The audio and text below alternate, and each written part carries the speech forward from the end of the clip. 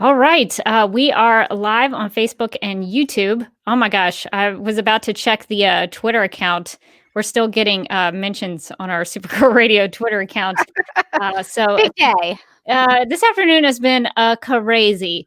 We're trying a little something different for this live stream, and we'll sort of explain it once we start the podcast.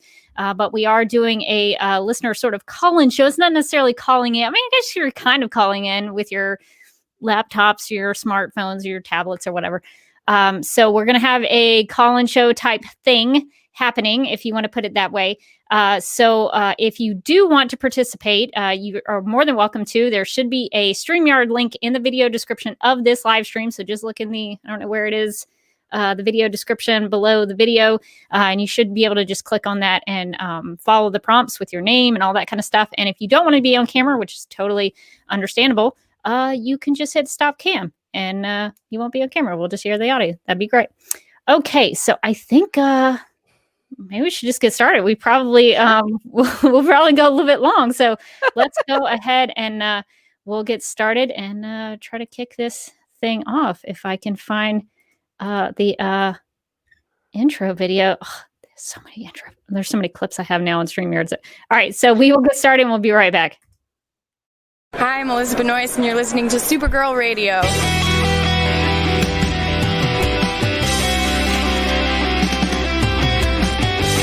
DC TV podcast. There's too many now! Exclamation point. Is becoming a human burrito a plus or a minus? I don't know. It does seem snug. I mean, they say you are what you eat. Oh no! Yeah. So I do a podcast called Supergirl Radio, and one of our segments is Lena Luthor, Boardroom or Ballroom, because she looks like a boss in this coat.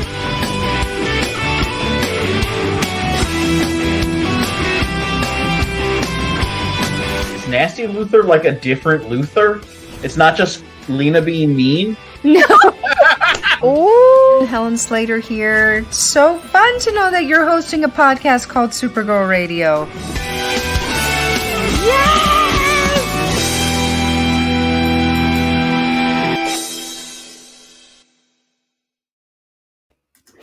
Welcome to Supergirl Radio, your source for all things related to the CW Supergirl TV series and the character of Kara Zor-El. My name is Rebecca Johnson. I'm working Glennon. And for this episode of the podcast, we are live and wired with our first ever call-in show. That means you, the listener/viewer, if you've been watching our live streams, will have the chance to join the live stream and chat with us. You'll be able to be on the live stream this week. So you can bring any topics or questions that you'd like to talk about. I have a feeling we're probably going to be talking about one big thing that we'll get to in our news section, but feel free if you have any other Supergirl or Arrowverse more broadly thoughts, you can ask those questions and bring up those topics too, if you would like. And if you want to hop on the live stream with us, we got some people waiting in the wings, so we're going to get to those folks as well. But if you would like to hop in here with us, there should be a StreamYard link in the video description, in the live stream video description below this video. So just click on that link and follow the prompts, and it should be pretty easy. You can do that on a laptop or a desktop or a smartphone or a tablet. We find that Google Chrome works the best. So if you have any trouble with Safari or Internet Explorer or anything like that, try Google Chrome. And just so everyone knows, we do have the ability to kick people out of the live stream. So if things get a little rowdy or if we have to make a judgment call, we do reserve the right to kick people out of the live stream if we have to. But hopefully that won't be a problem. We'll have some. If somebody comes on here and they're like, I hope Director Bones never comes on the show. Out. You're out. Just out immediately. You're gone. Your camera goes dark. You're gone. So hopefully we won't have any of those people. But we should have some good friendly listeners who want to just talk about Supergirl and Supergirl related things. And so today was supposed to be a celebration of Kara Zor-El's birthday, because September 22nd is recognized by the 1976 Super DC calendar as Kara Zor-El's birthday, and also happens to be Laura Vandervoort's birthday. So happy birthday to Laura Vandervoort. Kara Kent on two Supergirls. Yes, the Supergirls shared a birthday today. Laura Vandervoort famously played Kara Kent on Smallville, but she also did a lot of great hand acting on the Supergirl TV series as Indigo. I mean, just fantastic fingernail acting like nobody's business. Just top-notch stuff. So if you're listening to the podcast episode, just for a little context, we have like a birthday cake in the background of the live video, and when I got on, I immediately went to Rebecca like, this feels weird now. I bought cupcakes, you guys. I was gonna eat cupcakes right now. I still will. That's okay. I was gonna eat like an apple pie that I baked myself over the weekend that is only really, really burnt, but instead I feel like it's more apropos to just drink this beer on here. Sounds good. So we're gonna pour one out for Supergirl and eat some cupcakes to eat our feelings tonight. So so happy birthday, Supergirl. We're really sorry that your show got canceled on your birthday. We're really sorry that this was your gift from the CW. And I guess there is some objection to the word canceled. I don't know what other way to put it. Decided to be ended, but it is ending nonetheless. The CW and the show Supergirl went their separate ways, in which the show just kind of died. Okay, so we've sort of spoiled the news section, but I guess we should catch up on the news. All right, so it was a weird day today for Supergirl fans because for the majority of the day, there was a lot of happy birthday Supergirl posts and a lot of well wishes to the character, and fans were really happy about it. I know Supergirl Radio was posting some things, and we were sharing other people's thoughts. You would think that the CW character would have like one intern just checking social media. Read the room a little bit, kind of see what's happening out there in the world.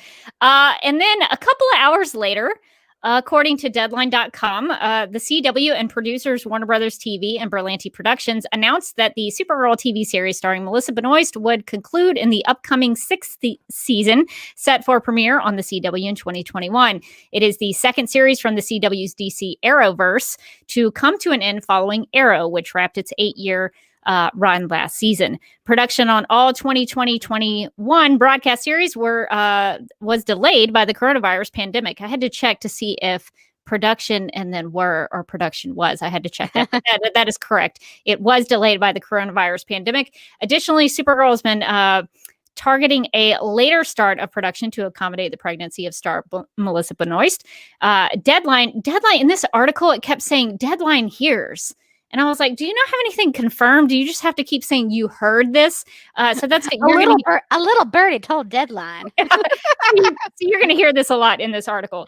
Deadline hears that the series is slated to begin filming in Vancouver on September 28th. They probably heard that on the same convention panel that we did. I think Jesse Rath dropped the September 28th date, pending a deal with the local unions to comply with SAG's testing guidelines, which have been a sticking point for a number of Hollywood productions there. The series would initially be filming around Melissa Benoist, who would join the production later.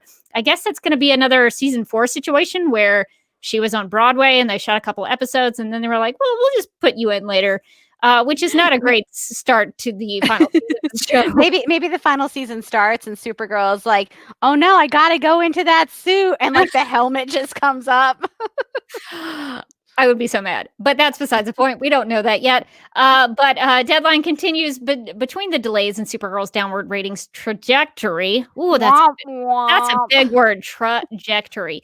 Deadline hears that the producers, the studio, the network, and Benoist came to a decision that it was better to end the show with a longer final season. The creative team has started developing the storylines. That seems pretty late for something that's about to shoot on September 28th. Deadline says the creative team has started developing the storylines for the final 20 episodes. The order is expected to be longer than most broadcast series this coming season, including the CW scripted shows, which will be launching in January and beyond. So what if they just started parceling out the episodes to make it last longer? Like we get like 5 episodes and they're like, wait 4 months, and then it just lasts forever. They're just like, we're watching 2021 Melissa Benoist, but it's like 2025. Oh my gosh, that would be torturous. Yeah, it'd be terrible. It would be the worst. It was starting bad anyway. I like how they were like, it's the last season. Sure, it's getting canceled on her birthday, but it's going to be longer than most shows. Yeah, I guess that's the upside. I don't know. Thanks, Deadline. Did you hear that too? Yeah, it's very strange. But I guess this would be a good point to bring in some listeners to maybe get some other people's thoughts, because I think Morgan and I have a lot of thoughts that we can share. But mine is I'm going through all the stages of grief. I think at this point, I'm definitely on anger. Is where I am right now. Yeah, I have not gotten to acceptance. I was like trying to get stuff done at work. My phone was like exploding, just like vibrating off the couch. I was like, no, what's happening? A coworker of mine called me because they, my work knows that I do a Supergirl podcast, and somebody called me like, hey, just wanted to check on you. And I was like, I'm fine, I think. And then I ranted for about 15 minutes and I was like, I'm sorry. I probably should go. I'm sorry. Turns out I'm not fine. It turns out I'm not fine as much as I thought I was. Okay, so I think we're going to bring in some listeners, if that's okay with everybody else. And I think we'll start with Mark, who seems to be the first one who popped up here. So let's bring Mark in. Mark, if you want to unmute yourself, or actually, I think I can unmute you as well. So how are you doing, Mark? I'm doing okay. The first time I got the news actually was when I saw Melissa's post about it. Oh, straight from Supergirl herself then. Straight from her, and she wrote such a beautiful post about what the show has meant to her. That made it easier when I went looking and said, yeah, so what's happening here? Yeah, it was wild. I was just kind of minding my own business, and then I got a message from Scott, who, I think he was on Supergirl Radio at one point talking about Injustice 2, but he also does the Suicide Squad cast series of shows. Okay. He sent me a message in my Facebook Messenger, and I was like, "What is this?" And I was increasingly mad. But so that's interesting that you heard it straight from Supergirl. So what are your thoughts about final season? Do you have thoughts about the news or where the season could be going?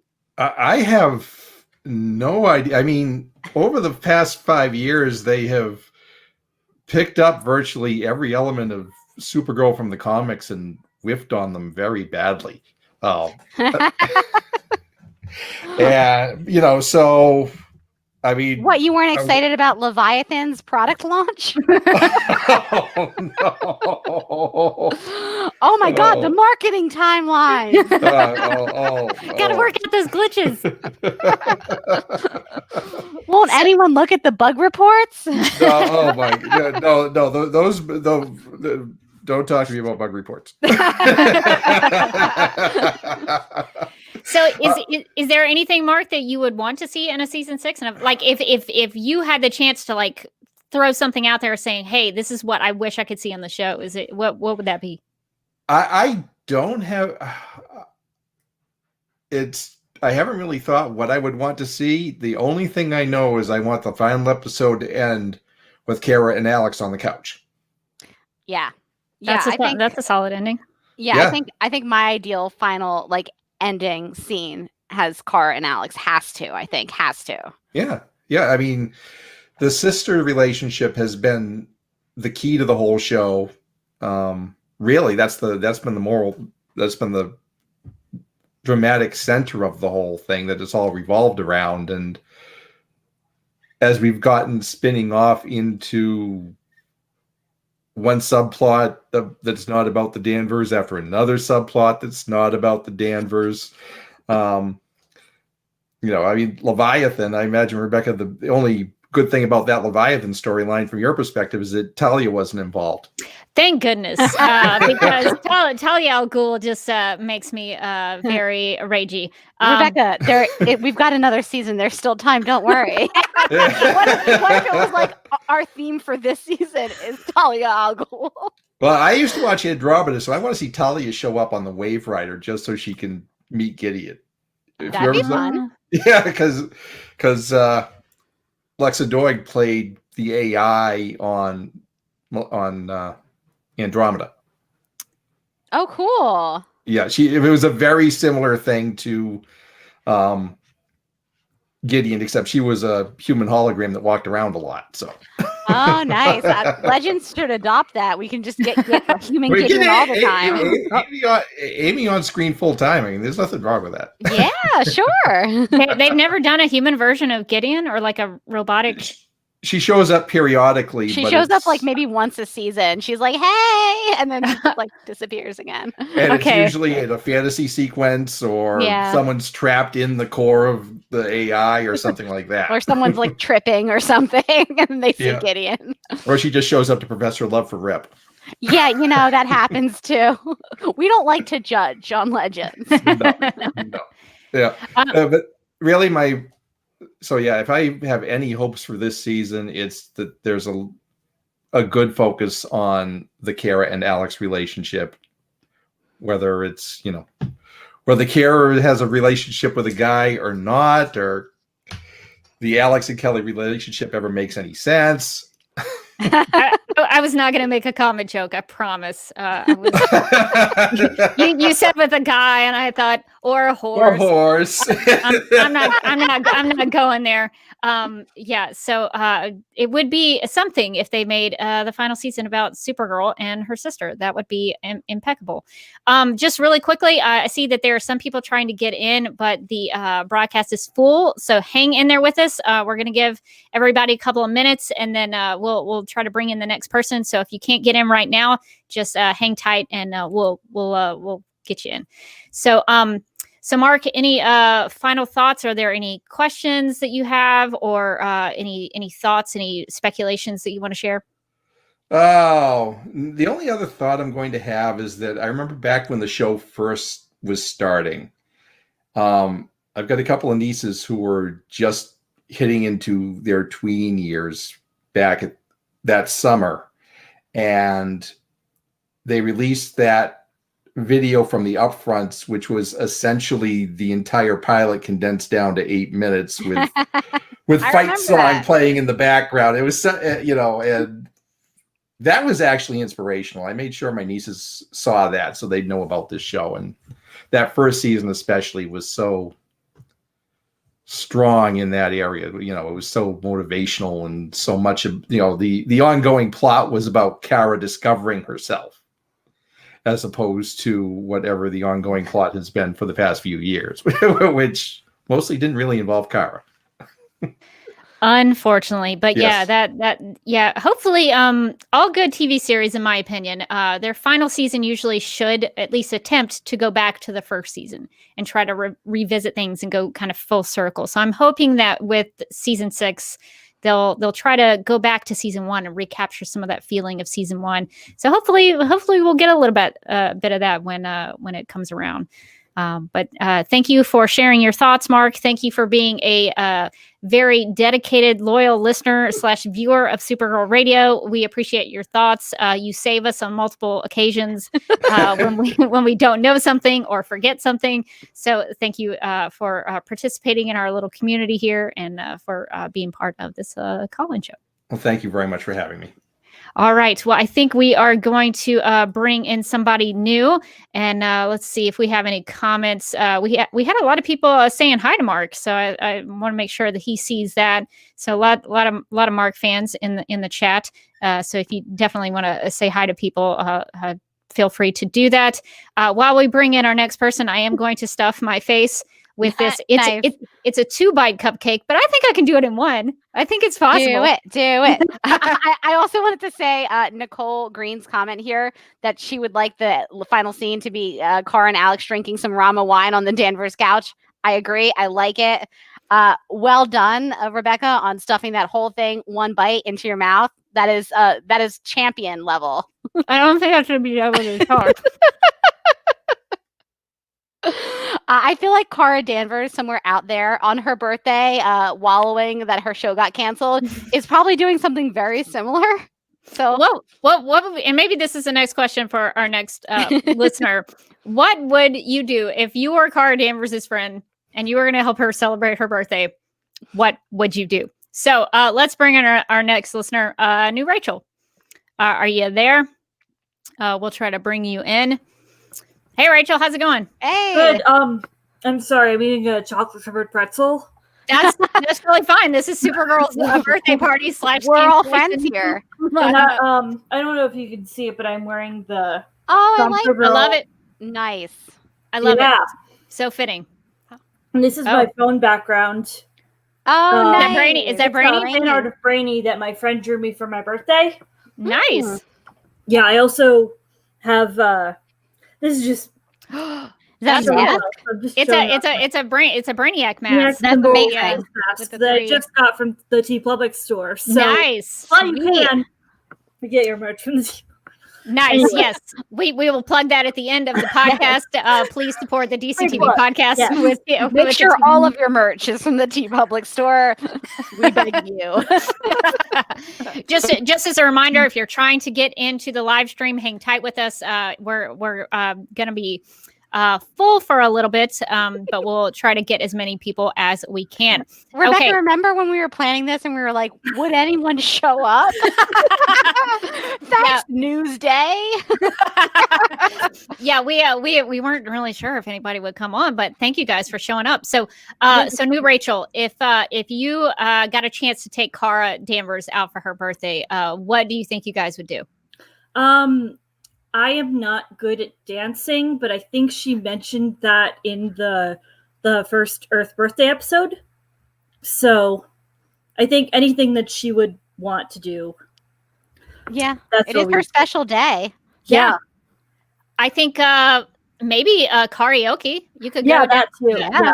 Al's Alien Dive Bar. You could do a little dancing, you do a little karaoke. Always a classic. Yeah. A classic night. Get her some donuts and pot stickers. She would get Kryptonian drunk on some alien alcohol, I'm sure. Some alien juice. So I'm sure that would happen. So you might have to fly her home somehow. So New Rachel, do you have any thoughts on, I think the big topic for tonight that maybe we'll ask everybody, since this is kind of breaking news, as it were, what are your thoughts on the final season being season 6 of Supergirl? Yeah, I've just trying to process it. I've just been trying to get through it for the last few hours. I first saw the news after I had gotten back from taking a walk. My house is in the middle of nowhere, so we have a lot of space to go walking, and I just did that back to one end of our driveway, and then I came back and I saw it in one of the Twitter chat or one of the Twitter group chats that I'm in, and I think I started crying when I saw, first when I saw Melissa's post, and then when I saw Jesse's.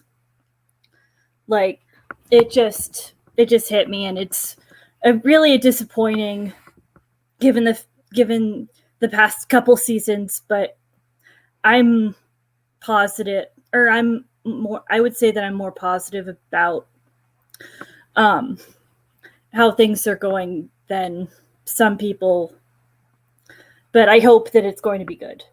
Yeah, when you were saying that, I was like, more positive than me. Because I think probably more positive than both of us. I don't have good feelings, but I'm glad you do, New Rachel, and I'm gonna hang on to that optimism that you have. We didn't. I'm hoping.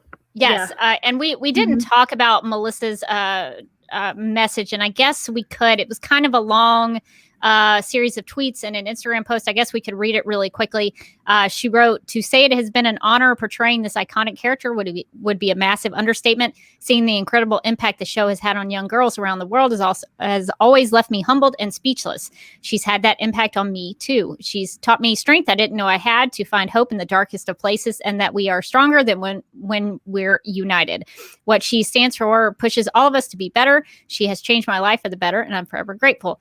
I'm so excited that we get to plan our conclusion to this amazing journey, and I cannot wait for you to see what we have in store. I promise we're going to make it one hell of a final season." So that is what Melissa Benoist tweeted out and put on Instagram. I appreciate that Melissa also has her own hope speech, always ready, always on ice, ready for her moment. She's like, let's all hope together. Let's hope that this final season is good. I mean, I guess at some point it just rubs off on you and you become that character. Then the hope becomes you. New Rachel, what's on your wish list for the final season? I think I pitched it to you, but yeah, like Director Bones taking over the DEO and maybe killing Lex. I don't know. We're fine with it. Something with Brainy's family, Nia training and going to Naltor. Of course, more Kara and Alex, and more development of Kelly and Alex's relationship. Do you think this will be the season when Alex adopts a child? I mean, I'm sure it has to be, right? I mean, they don't have to slow roll it anymore. Yeah. This is it now or never. Some kind of distant finale. Yeah, I think those are all good things to put on the wish list. Let's hope at least one of them happens. Yeah, and of course, I'm always hoping for Kara and Brainy to get together. I am a Kara Doc shipper. That's my But if not, then that's fine, I guess. Like if Kara gets with, or like if Kenny Lee comes back from the dead, that's fine. Or if Kara is with Comet, I'll allow it. Like I wouldn't mind. She's got a lot of great options. Yeah, I'm personally, if Brainy is off the table, there's always Jero, the Merboy. Oh yeah, who lives in Atlantis. I mean, they have time to bring that in and develop that. and you know what, Rebecca? Then you have the opportunity to have him say, "No, Kara, I'm a merman." Why don't they pay attention to our pitches? This is gold. I don't know. They never do. This is so good. I would watch that show. Well, I'm hoping, New Rachel, that some of your things in your wish list come true for you and that you enjoy the end of season 6. I personally am clinging to the hope of Director Bones. Yes. Director Bones or bust is my slogan of the day. So now is the time. We've waited for 5 seasons. That should be our new TeePublic store design. Director Bones or bust, and like just a skull and crossbones. Yes, amazing. And a cigar, maybe. A skeleton in a sharp suit with cyanide sweat. It's like a road sign. Yeah, yeah. I love it. Who would not want that? Like in the desert, I don't know. I'm fine with that too. So I hope for all the things. I think it's fair to talk about Kara and Brainy because they have a long history in the comics, and so it would be nice if the show at least honored that a little bit. Mm-hmm. I've written a lot of fan fiction about them. I actually rewrote all of season 2 and to have Brainy in the pod instead of Mon-El. I mean, that would have been an upgrade. Yeah. That's a cool Elseworlds take. I like it. Yeah, I like it. Thank you.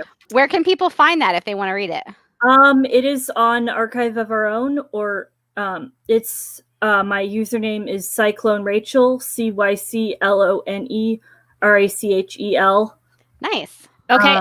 Will you put that a link to that maybe in the chat, and we'll include it in our episode descriptions? Yeah. I've shared my writing with the William S. Comic Contest and with the Flash podcast. So yes, nice, awesome. Like you've already heard some. Yeah. Yes. Yes.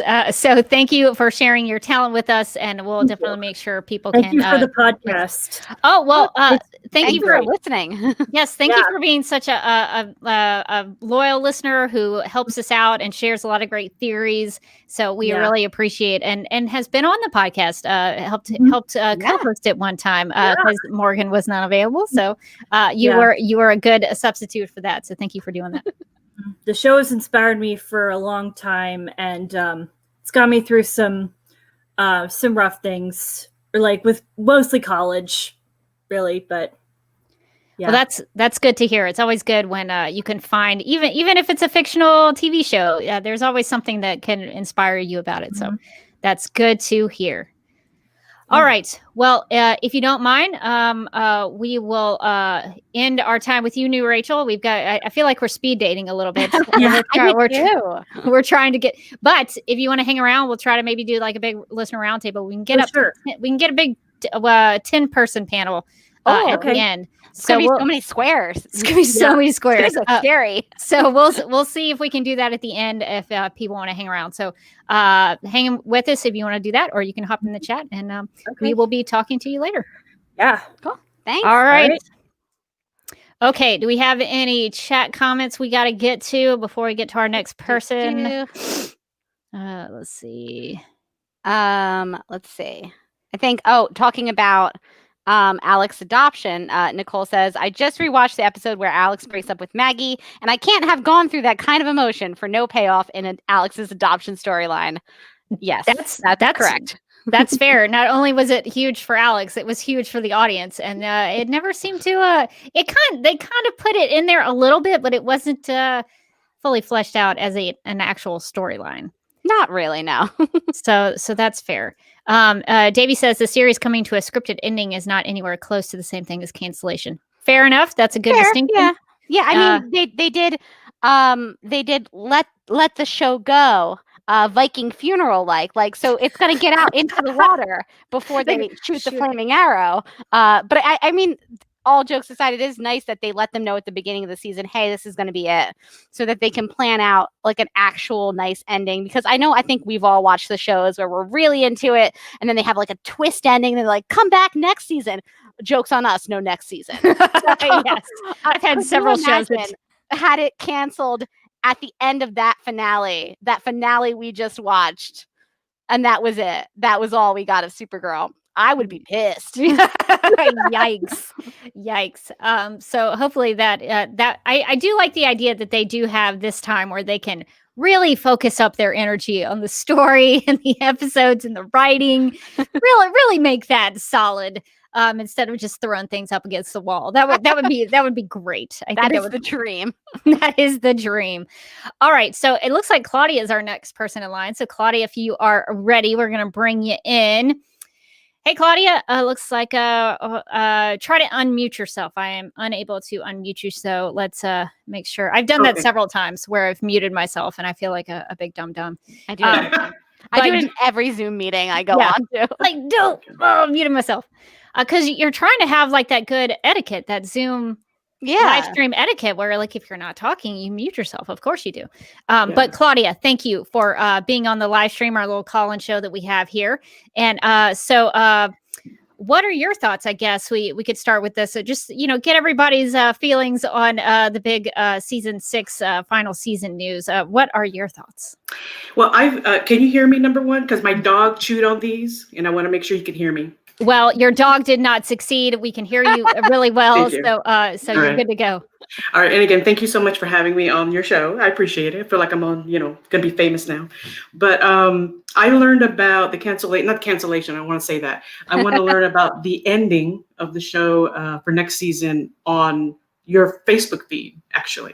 No, we broke it for you. Yeah, because I have 6 dogs, so I hope that they don't start barking. So I'm out there just scrolling through, and I see that. I'm like, oh, my lordy. But after I thought about it for a little bit, I thought to myself, you know what? Good for them. Good for them for making that decision. I'm happy so that they can move on with their lives, because it'll be 6 years. And the first thing that came to my mind was, it took me 6 years to finish my bachelor's. And although I loved college, it was time to go. Yeah. You know what I mean? Yeah. I loved it. It was a great experience. And that was, and it was nothing, I won't say nothing special, but I needed, and let me give a shout out, A&M. Hey, Texas A&M. But so that's what I thought. That's the first thing that came to my head was, you know what? When it's time, it's time. You don't want to overstay your welcome. And let's go do it. Let's go live our life, because people are getting married. Melissa's having a baby. You know what? Go enjoy your life with your baby and your family and do your thing, So that's what I thought. Yeah, you don't want to overstay your welcome like another Kryptonian show that we know that lasted 10 seasons and maybe shouldn't have lasted 10 seasons. And just a Smallville fact from what I've heard, and I hope I'm not spilling any beans here, but Smallville, the rumor has it that Smallville went 10 seasons because Warner Brothers wanted a 10-season box set.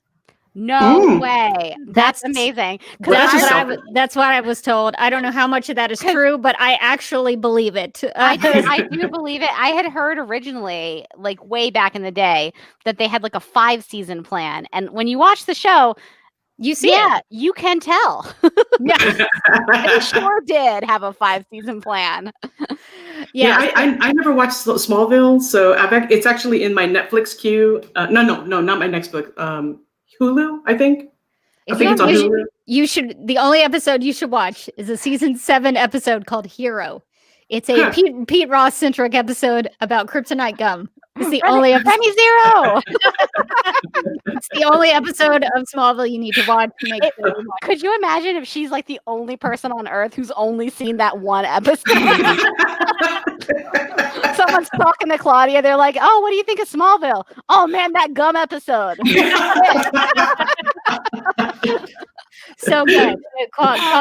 The epitome of the quality of Smallville. I mean, we're joking. I mean, there were episodes of Smallville that were very, very good, and some seasons which were stellar. But the gum episode is questionable taste. The gum episode makes me laugh every time, though, so it is quality in that. It does have an entertainment value. So I think you make a good point, though. It's good to go out on a high note. Jerry Seinfeld wanted to do that with Seinfeld. B. Arthur wanted to do that with Golden Girls. You know, these were shows that were, at the height of their fame and the height of their success. And sometimes you just know when it's time to go.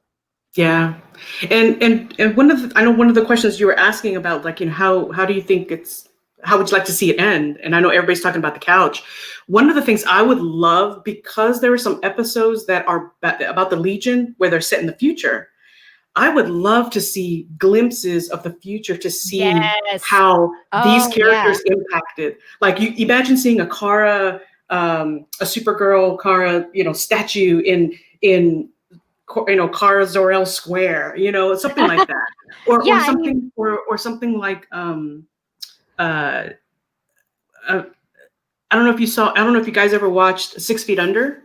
Mm-mm. And I've heard about that finale. Like, that's the finale. Where that's a show about death. And what they did was, the very last episode in the finale, they showed the death of every main character, so you can kind of see how they ended. Which is, it's a show about death, so it was very interesting. So, not that I want to see them die. I would love to see snippets of the future of these main characters. Like, I can see Alex proposing to Kelly, and then having a flash forward of them being old on a porch, rocking their chairs with their grandchildren around them, so that Alex got to fulfill her dream about having children. And something like Lena, passing on L-Corp to her grandchildren or child or something like that, kind of the legacy of it all. I was just imagining, like, Lena's like an old but sharp dressed woman in a boardroom, and she's like, "Oh, my granddaughter's here. I'm going to pass on the family legacy." Yes! It pans over, her granddaughter is there in a full length, like, giant ball gown, like before they received an Oscar, and she was like, "Oh, sorry, Grandma, I was just coming from a picnic at the park." I heard that coming a mile away. I knew where you were going with that. I could totally see that. See that. Love it. Walking in with the 3-inch heels. Yeah, I just came from a dog.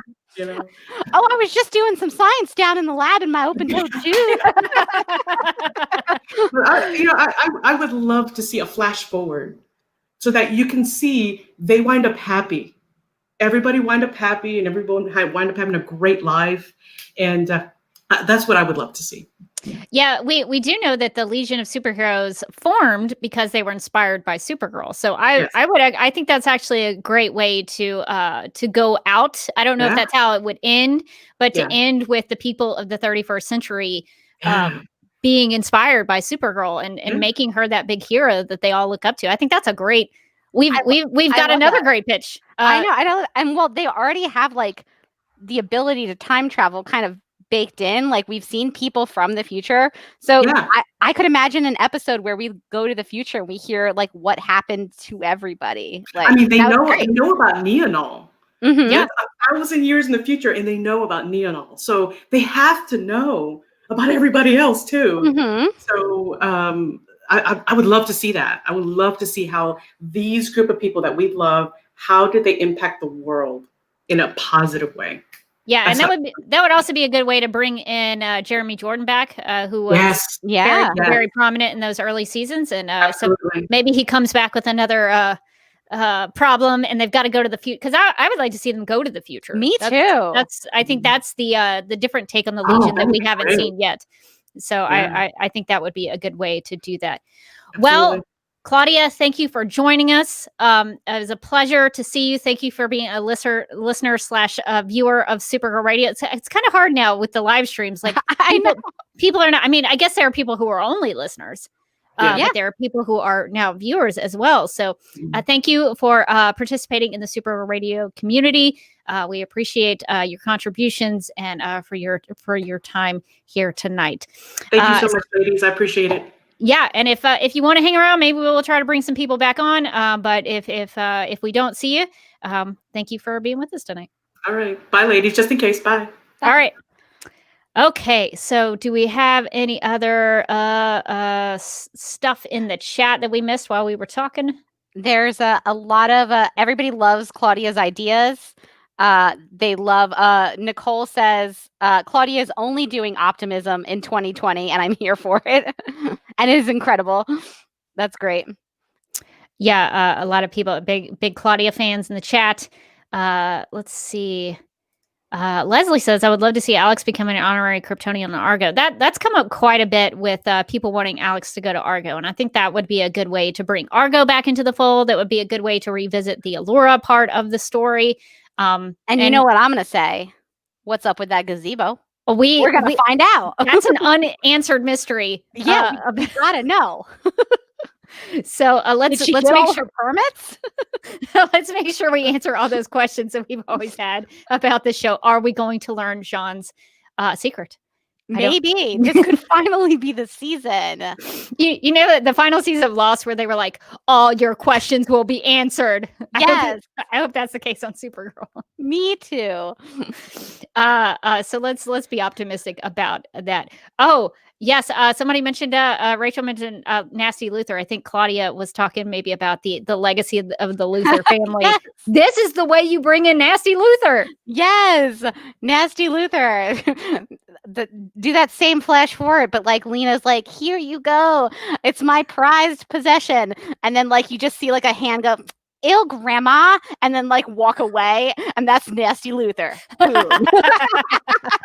So these are things that need to happen, and we'll cross our fingers and toes for that. All right. Well, let's see.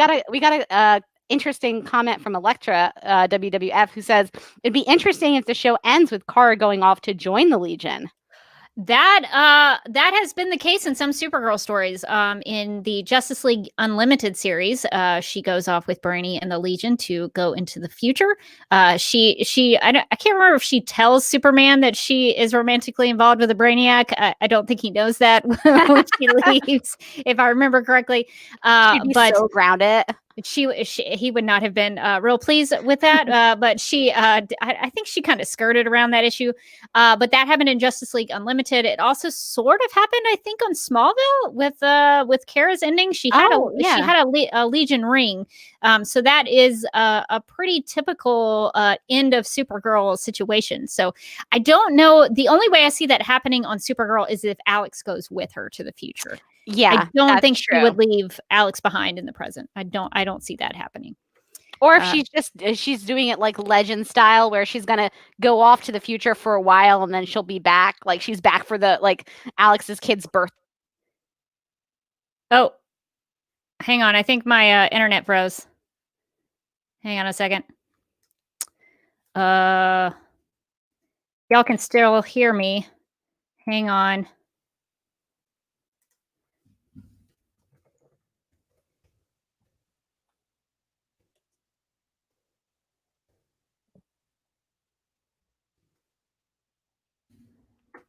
Hello. Hey, can you see me and hear me? I think my internet froze. I think my internet froze too. At the same time, it was like telling me my connection was bad. We might be overloading StreamYard. I don't know. And we're back. Can everybody still hear and see us in the chat? What I might do is, Morgan, if you want to bring in the next guest, okay, cannot hear Morgan. So actually, Morgan, if you want to leave and come back in, I will be right back. Okay, I don't know what just happened. I may have to go plug in my. I might have to hardwire my internet if if things get a little too crazy, if we overload the system. So hang in there with us. I guess I can go ahead and bring in our next guest. And Claudia, I still see you down there. I'm gonna kick you out of the studio and just come back in when we do the round table, so we can let some more people in. So it's not because I want to kick you out, like don't want you in anymore. It's just we're making room for new people. All right, so I'm gonna kick you out of the studio, and let's see. Morgan's back in. Morgan, I'm back. Say something. Okay. Hello. All right. Chat. Can you hear Morgan now? So if we can hear Morgan, just to get an extra boost, thumbs up, thumbs down. Can we hear Morgan? Is everything good? Okay. You're both good at the end there.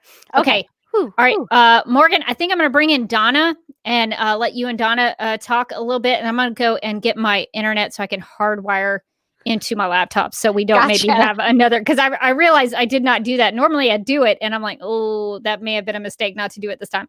Okay, so I'm going to bring in Donna, and you guys can chat, and I will fix my internet. Sounds great. Hey, Donna. Are you there? Oh, do we not have Donna? We may not have Donna. Did we lose Donna? Okay. Well, in that case, we'll try to bring in somebody else. This is live. This is how it goes. All right. So Donna, we'll come back to you. And Dustin, if you're there, I guess we'll go to Dustin. Dustin is of the William S. Comet fame. Dustin. So Morgan, I know you'll have you're amongst royalty. so I know you'll have much to talk about. So Dustin, if you are available, we'll go to you, and I'll be right back. All right, Hey, Dustin, you there? Yes. Hello. Hello. Oh, are you just like walking around? I am hanging around. You're correct. Nice. So I actually have a really gag that I wanted to share. I didn't know what time the stream was going to be because I got locked out of my account by accident. But I had a horse for several minutes that I was ready to interview for you. Oh no, Dustin! Breaking my heart here. So I was going to interview as Nair. Oh man, we really missed an opportunity to get a good Comet joke on, which is always exciting for all of us. Yes. So, what did you think when you heard the news about Supergirl ending? Sorry, I have a phone call that just came in. No worries. Did you want to go take that, or we could bring somebody else in? No, it's okay. Come back to you. Sorry for the awkwardness. Oh, no problem. It's cool. You're popular, and I can see why. You came up with one of our most popular listener theories. And I don't really like taking credit for it because you guys talked about wanting Comet in the show so much, so I decided that I would see what I would, and I wanted to see what you wanted to see so bad. One day I looked at and I thought, I could see you as a horse, dude. I could really see you as a horse. And from then on, I realized he was Comet, the super horse. And from then on, a listener favorite theory was born. I was curious. What did you think of our episode that we did about William S. Comet? Oh, I thought it was fun. I was kind of hoping that you would have like one of the stories at the end of each of the episodes, but I like the way you did it too. Oh, so just kind of sprinkle them in so that we're always getting new Comet stories. Right. I don't really make it last. I joke with my friends that it's like my one and only accomplishment that I'm truly proud of. Well, I'm sure that's not the case. I'm sure you have many accomplishments. You should be proud. I really am. Yeah, I mean, you birthed an episode that became a great source of creativity for a lot of people. So started a real movement. Yeah. Thank you. So I think you should be really, really proud of that. So Thanks. while I was gone, what you guys talked about the news? A little bit. Okay. Dustin, is there anything that you want to see in season 6 other than William being revealed as Comet the Superhorse? Well, I'm really excited to see all the things that they're gonna do with Kelly, because she can do anything and be anywhere that they need her to be in that moment, and she doesn't need to be qualified to do it, but she's gonna be there. So I'm really excited to see what they're gonna have her do in the season. What new job would you give Kelly for season 6? Well, I want her to be the mother of a turtle. Nice. A mother of a turtle. That would be impressive, because then it would really get that turtle boy Jimmy Olsen in there. Kelly adopts the turtle. She could have a pet turtle, and there's some sort of radioactive kryptonite thing that happens, and she becomes turtle girl. Yeah, I think that can't happen because you just said it, right? That's true. They never listen to any of our ideas. We should stop pitching them. They've really stopped taking our calls. I don't know why. I'm kind of starting to think that the one of you that actually works on the show, is none of these things that he sings on the show. Well, I mean, there is a Rebecca Johnson that has directed an episode of Supergirl, but I am not that Rebecca Johnson. It's just very that we know of. Well, yes, it is. I would love to take credit for it. It was a Livewire episode, and Livewire is one of my favorite characters. So it lines. All suspicious, Rebecca. All suspicious. It might line up, but it's not true. I'm not that Rebecca Johnson. But yeah, no. We have lots of ideas, and they never take them. But thank you, Dustin, for your idea and for your contribution to the podcast. One of our favorite moments of Supergirl Radio. It probably will be in the 300th episode. Magnum opus that we will be putting together. We do a big montage every big 100 episodes. So Dustin, you are I think somebody put it, Paula put it in the chat, you're a legend. So thank you for appearing on Supergirl Radio on this live stream tonight and chatting with us. I'm sure we'll do it again sometime. That's great. I would lay down on the floor to express my passion, but the floor is wet, and by floor I mean concrete, and there's trash right next to me. Definitely don't want that. You don't need that. But again, thank you for spending some time with us on the live stream tonight, and we hope you have a great rest of your night, and we'll be in touch. Thank you. You too. Good night. All right. Talk to you later. All right, Dustin, the legendary Dustin, the one and only. Yeah, Nicole says Kelly is dating Alex, a bioengineer, so pet turtle mutagenesis seems reasonable. I think it seems possible. I like this new thing where Kelly gets a pet turtle, and then maybe it's not even Kelly that becomes Turtle Girl. Maybe the turtle gets sentient and gets mutated, and then the turtle. So it's Kelly Olsen and Turtle Girl. And then she has to it's like a Dr. Frankenstein thing where she has made the turtle of her own destruction. And that's the bad guy they have to stop. Exactly. At the end of the season, they have to take down Turtle Girl, the lab turtle. I mean, at first I was a little disappointed that Kelly was not going to be Turtle Girl, but I like the idea of the turtle being. I have an even better version of the story, which is that Turtle Girl turns evil because she's in the same lab with Hope, who keeps talking to her. Hello, Turtle. Would you like to kill someone? Oh my gosh. Well, this is all very possible. I mean, in the comics, the reason Streaky the cat gets his superpowers is through X Kryptonite. So X Kryptonite has not made an appearance on the show, and I think that seems doable.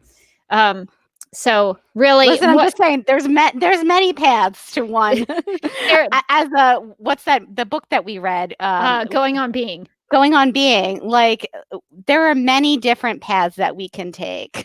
Just make sure you're looking in the right place, with not necessarily just the most light, but in the place but that in the makes actual the most... right place.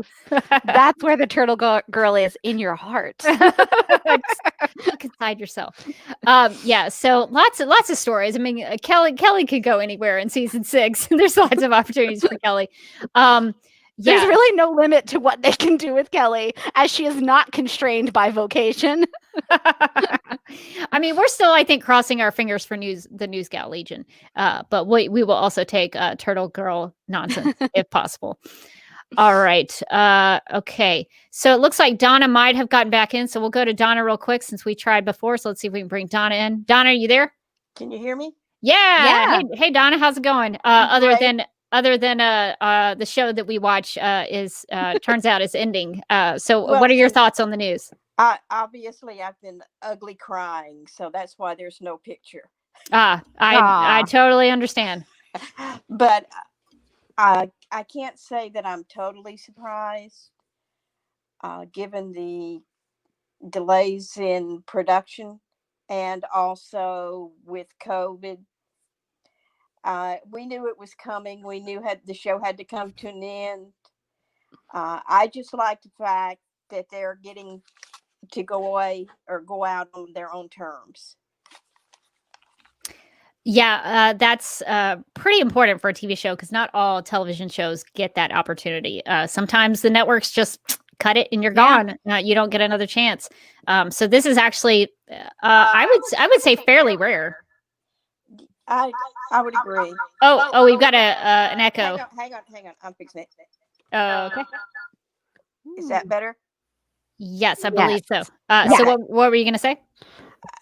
I agree that they do get to go out on their own terms. And I think, you and I have already agreed on Twitter of what we want to see in the last season. I mean, like everybody else, I have my idea of what the last episode will be. And that is? Mine that I pitched to someone was the series ends with Alex and Kelly's wedding. They've adopted a child and everybody comes back. Wynn comes back from the future. James comes back. You've got Eliza there, and Wynn brings Monel with him. And he asks Supergirl to go to the future with him to lead the Legion. And she's not going to go till she knows that Alex is happy. Oh, so that's how you would get around the Supergirl leaving Alex in the present. I think so. And like you said, they've got the ability to time travel, so she could come back at any time. Oh, yeah, at any time. I mean, that's not a problem. She brings the time period all the time. Christmas. Yeah. But the main thing, like everybody that I've heard tonight and everything I'm seeing on Twitter and everything, everybody wants to be that final season focused on the sisters. I mean, it almost has to be, I think, because the first season of the show was so Car and Alex heavy that a good show should go back to the beginning and get back to where we started. But I think that's a good way to get around Alex being left in the present if she is happy and with a family on Earth and in the present. I think that would make sense. I love the Argo idea too. That. Yeah. I think that's a very popular idea, Alex going to Argo. I think that would be really cool. But your idea of the wedding, I think, makes a lot of sense. It would be a good way to get all the original cast members back and bring everybody back on the show. I'm hoping we saw a tweet from Carly Nicanen, who played Kelly, #RIP Kelly, never forget. She sent out a Supergirl tweet today, and so I think you could bring all those old characters from season 1 back. Sure. I definitely think Kat Grant needs to come back. Maybe Lane. Kat should officiate the wedding. That would be something. That would be real fun. And look, if nothing else, when we get our season 6 focusing on the sisters, we've been asking for it for a long time. Please give us a Danvers sister karaoke duet. Yes. I think karaoke has to make an appearance in the final season. At least once. It is what the people want. I don't know what song they would sing, but it definitely needs to happen. Oh, well, see, they sing Sisters from yeah. That's a good idea. They could do that for a Christmas episode. I think that makes sense. I mean, we already just wrote that for them. I mean, it is a classic film. Car and Yeah. Alex routinely watch classic film in the apartments, and maybe they sing it while they're watching it together. I think that makes sense. That would work. That would work. So all good ideas. So I guess anything else you want to share while you're on the live stream, Donna? I just want to thank them for, the heart and soul for me is the Danvers sisters. Y'all know that I've been on the show, talked about it. I think it's been a wonderful journey, and if they're ready for it to end, then we'll stay with them through that. They've done a wonderful job of it. They've done a wonderful job representing the character and creating new characters. So if they're ready to move on, then we will, be there to cheer them on as they go out gracefully. Yeah, I think that's going to be one of our questions. We had a listener on Instagram at Just Julia, who sort of posed the question saying not going to be able to hop on the live stream today, but possible topic to discuss legacy versus longevity. I think the legacy of the show, the positive legacy of the show, I think is going to be the addition of Alex Danvers to the Supergirl mythology. 100%. Oh, definitely. And it would be nice for the final scene if they take Alex and Supergirl to Argo, get Alex that crest on her uniform, and then let them have a couch scene on Argo. Donna, you're all about that S-Shield, and I know we disagree with that on that. Donna's always going to work it in. I am, that. but I think it is possible. I think that could be sort of an ending point that she becomes of sort of the House of L. I could see that being Car and Alex on Argo sitting under the gazebo, which is finished. There you go. But was it properly permanent? And maybe we'll not never know. necessarily. Rebecca, I'll give a little. Maybe Okay. Not necessarily the House of L crest, but maybe her being recognized on Argo as the protector of Supergirl. I can meet you in the middle there, Donna. I like that. I like that a lot. Yeah, I think that's a fitting compromise to our standoff about the S-Shield. So I think it's a good-natured standoff. yes. We're friendly. I'm not going to kick you out over the S-Shield. But yeah, so I think that's a great idea. I think Alex being accepted by Allura and that side of the family, I think that would be pretty cool. That's one thing we missed, like in season 3 when Supergirl introduced her to Alex. I wanted more Alex and Allura scenes. Yeah, that went by very quickly. So quickly. And there wasn't a lot with Alex and Clark or Cal, which I was surprised by because that was a big sticking point in their family about how Cal just kind of dropped her off at the Danvers and said, bye. Bye. Like I said, I think I tweeted earlier what I'd like to see, much like you, is bring the series full circle, go back and end it by paying tribute to the first season and focus on those things, the space family, the Supergirl comic book stories, and most importantly, the sisters. It doesn't seem like a lot to ask, really. It doesn't. Inject a little Supergirl comic book mythology, maybe pay a little homage to that, and focus on Kara and her sister. That seems like an easy ask. But thank you, Donna, for hopping on here and sharing your thoughts. You always have some good ones, and hopefully the Kara and Alex stuff in season 6 will be top notch and hit us all in the feels, as the kids say. All right. Well, thank you again, Donna, and we'll see you a little bit later. All right, so we are gonna kick Donna out, and saw a comment from Leslie who said Larba Nancy and Melissa Benoist sang Sisters together on set. Have you ever seen that video?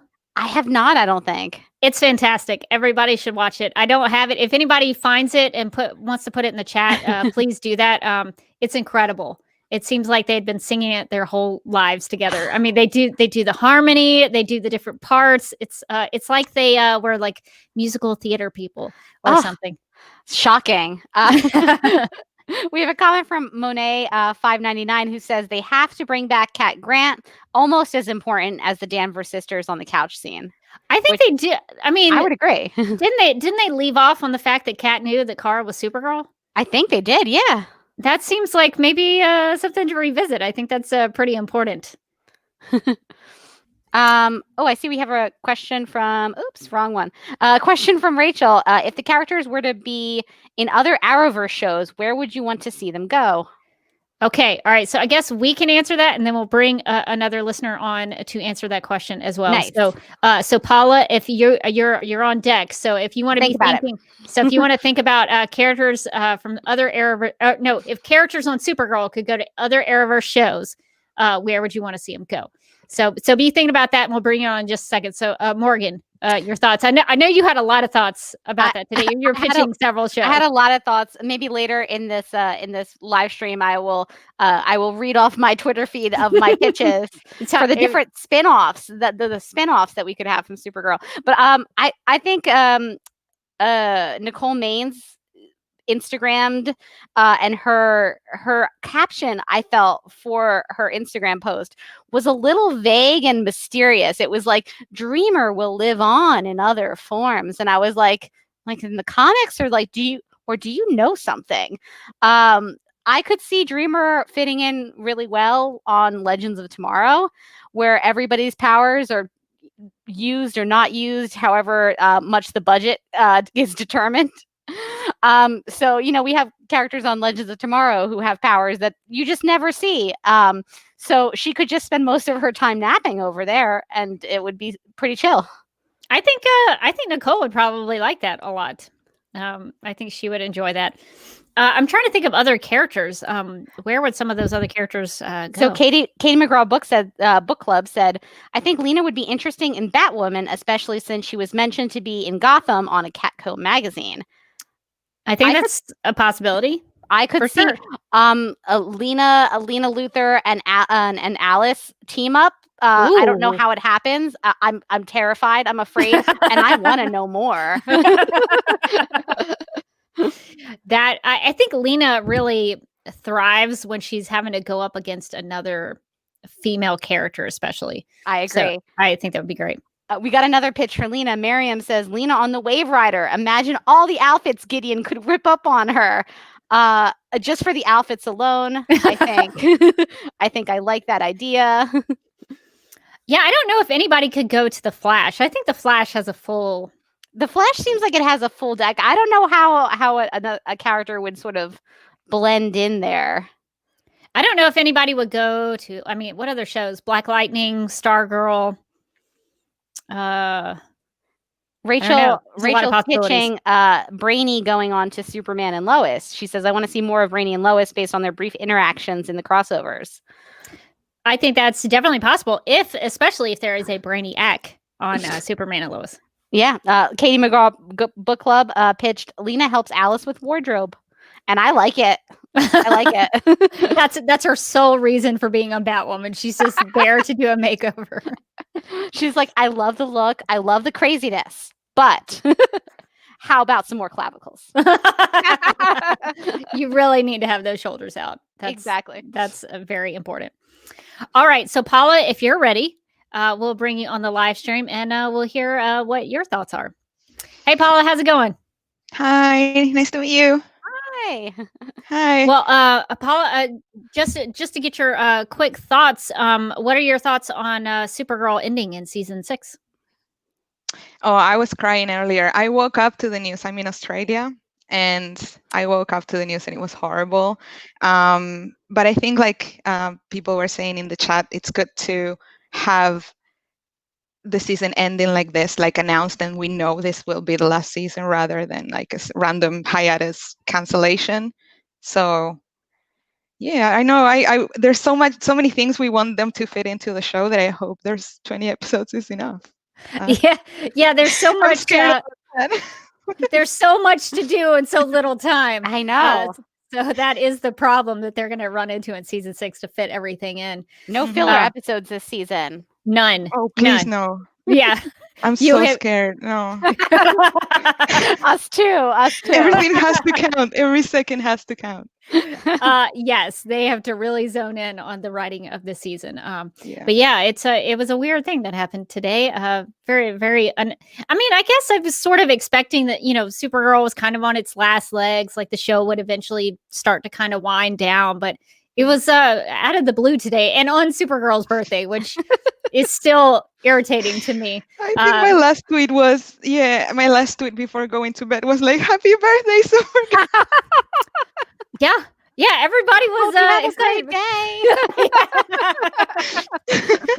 So I'm still celebrating. I'm still eating. I have 4 cupcakes left. We'll see if I get through them. I'm still cheersing Supergirl with my beer. We're all good. We're still celebrating. It's good. Yeah. So if you could see a Supergirl character go to another show, who and where would you send them? I am the worst person because I don't watch any other shows. I only see so I agree with everything because I've seen Batwoman, so I think Lena there would be amazing. Yeah. That'd be a fun one. Can I dodge the question by saying something else? You absolutely can. And Okay, if there's awesome. something else you want to talk about or anything you want to bring up, or if you have a snap judgment, this time is yours. So talk about whatever you want to talk about. No, okay. So Jesse Rath, his post about this news, he used certain hashtags in the end, and one of them was hashtag 6 seasons and a movie. Yes. And this is coming from Jesse, who is like, and Jesse is a confirmed person to have pitched stuff in the writer's room that gets written in the show. This weekend at GalaxyCon, he actually revealed that the fact that Wynn has made into Toyman was his pitch. Oh, wow. Oh, my God. Yeah. So can we get Jesse Rath as a writer on this show? Please, can he run the show? That's that was such a good idea, too. Yeah. Yeah, well, Nicole was in the panel. Nicole was all like, get him in the writer's room, and we were all cheering a lot. So I'm going to dodge the question and rather say I want all the characters in a movie. Okay, I love it. That's a fair answer to that question. That Morgan, if people don't know what that reference is, would you like to explain 6 seasons in a movie? Yeah, so 6 seasons in a movie is a joke from the sitcom Community, where they had one of the characters who was obsessed with some fictional TV show, and they kept telling him that it was getting canceled, and he was like, "No, 6 seasons in a movie." So then it became kind of a rallying cry around fans of that show Community that they wanted 6 seasons in a movie, and they got it. Well, I don't know about the movie. I don't think they ever did a movie. I thought they did. I know they got 6 seasons. They got 6 seasons though, so the movie I think is still TBD. Chat, let us know about the Community movie. I swear I thought there was one. I totally missed it. Yeah, I didn't watch it if they did. But they definitely got 6 seasons, so they believed in themselves really powerfully. And they got it.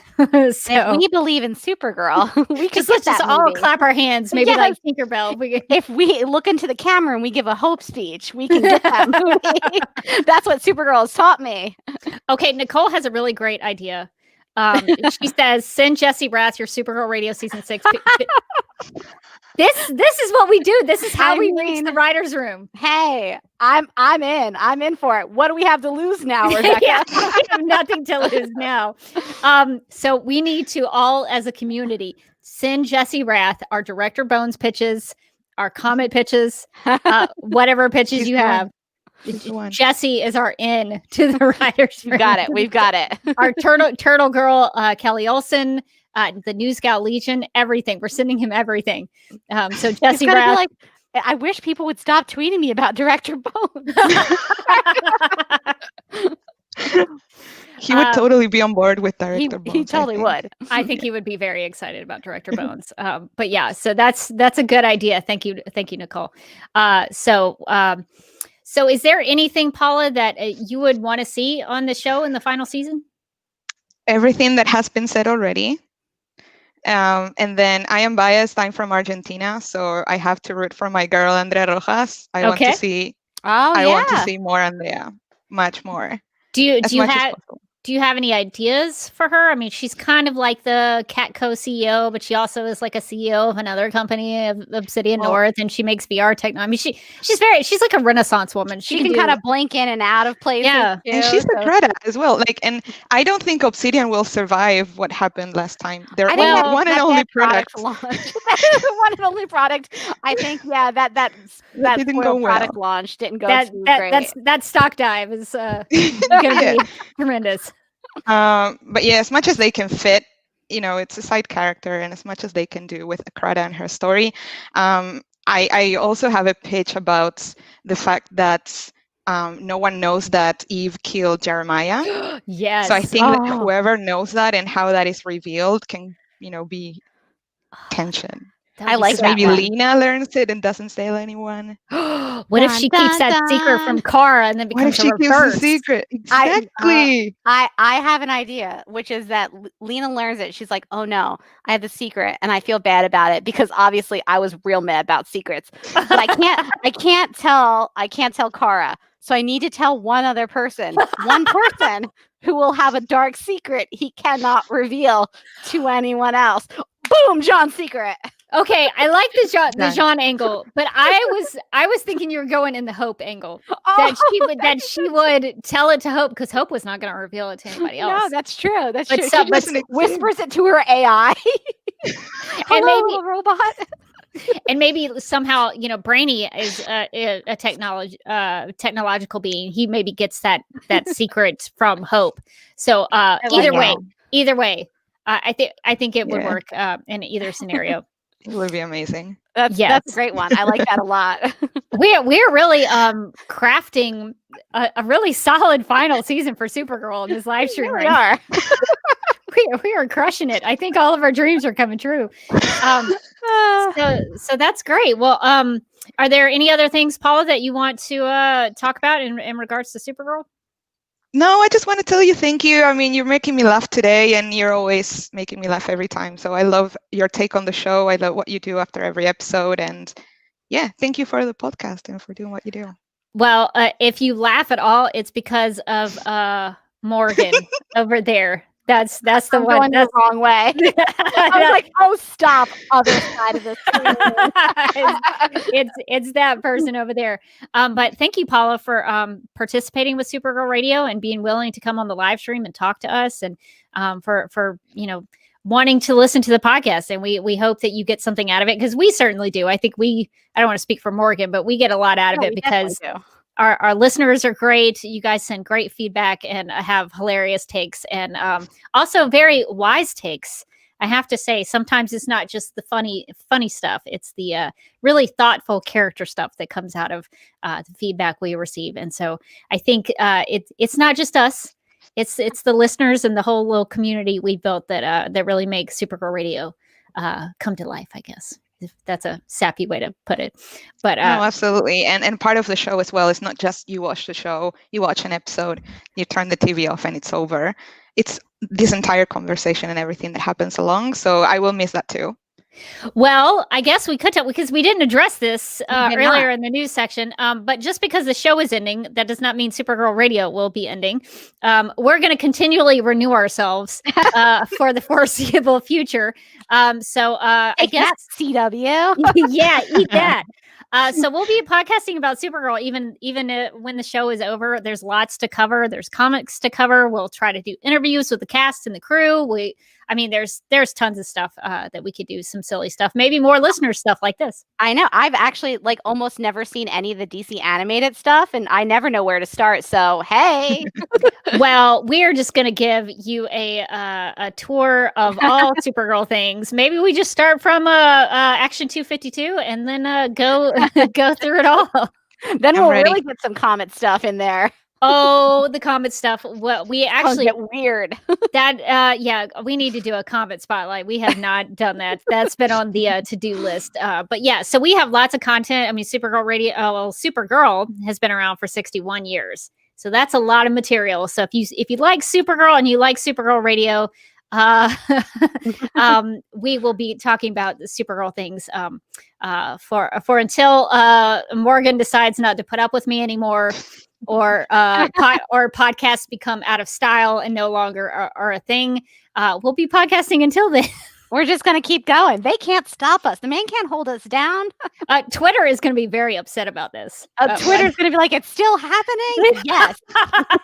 Yes. Oh, you can't get rid of us, Deal Twitter. with it. So don't worry about that. We'll still be around. So there'll be plenty of opportunities for more listener things like this, because I think we're having a lot of fun doing this. Okay. Lynn says you need to get Rebecca Johnson on. She is on my list. I mean, for sure, definitely. I have the Rebecca Johnsons. I have a wish list of who I want. I know Morgan might have a separate wish list that might be a little different than mine, but I'll hope. but I have a wish list of who we want to have on, and we're getting Rebecca Johnson. That is on the high priority of the to-do list. So that is something we are going to aim for sure. So stay tuned for that, Len. We're going to make that happen. I promise. Well, I shouldn't promise, but I'm kind of promising. I feel like that's something we can do. Yeah. So Paula, I hope this has not been too early in the morning. What time is it where you live? It's Wednesday, just past noon. So okay, it's not early.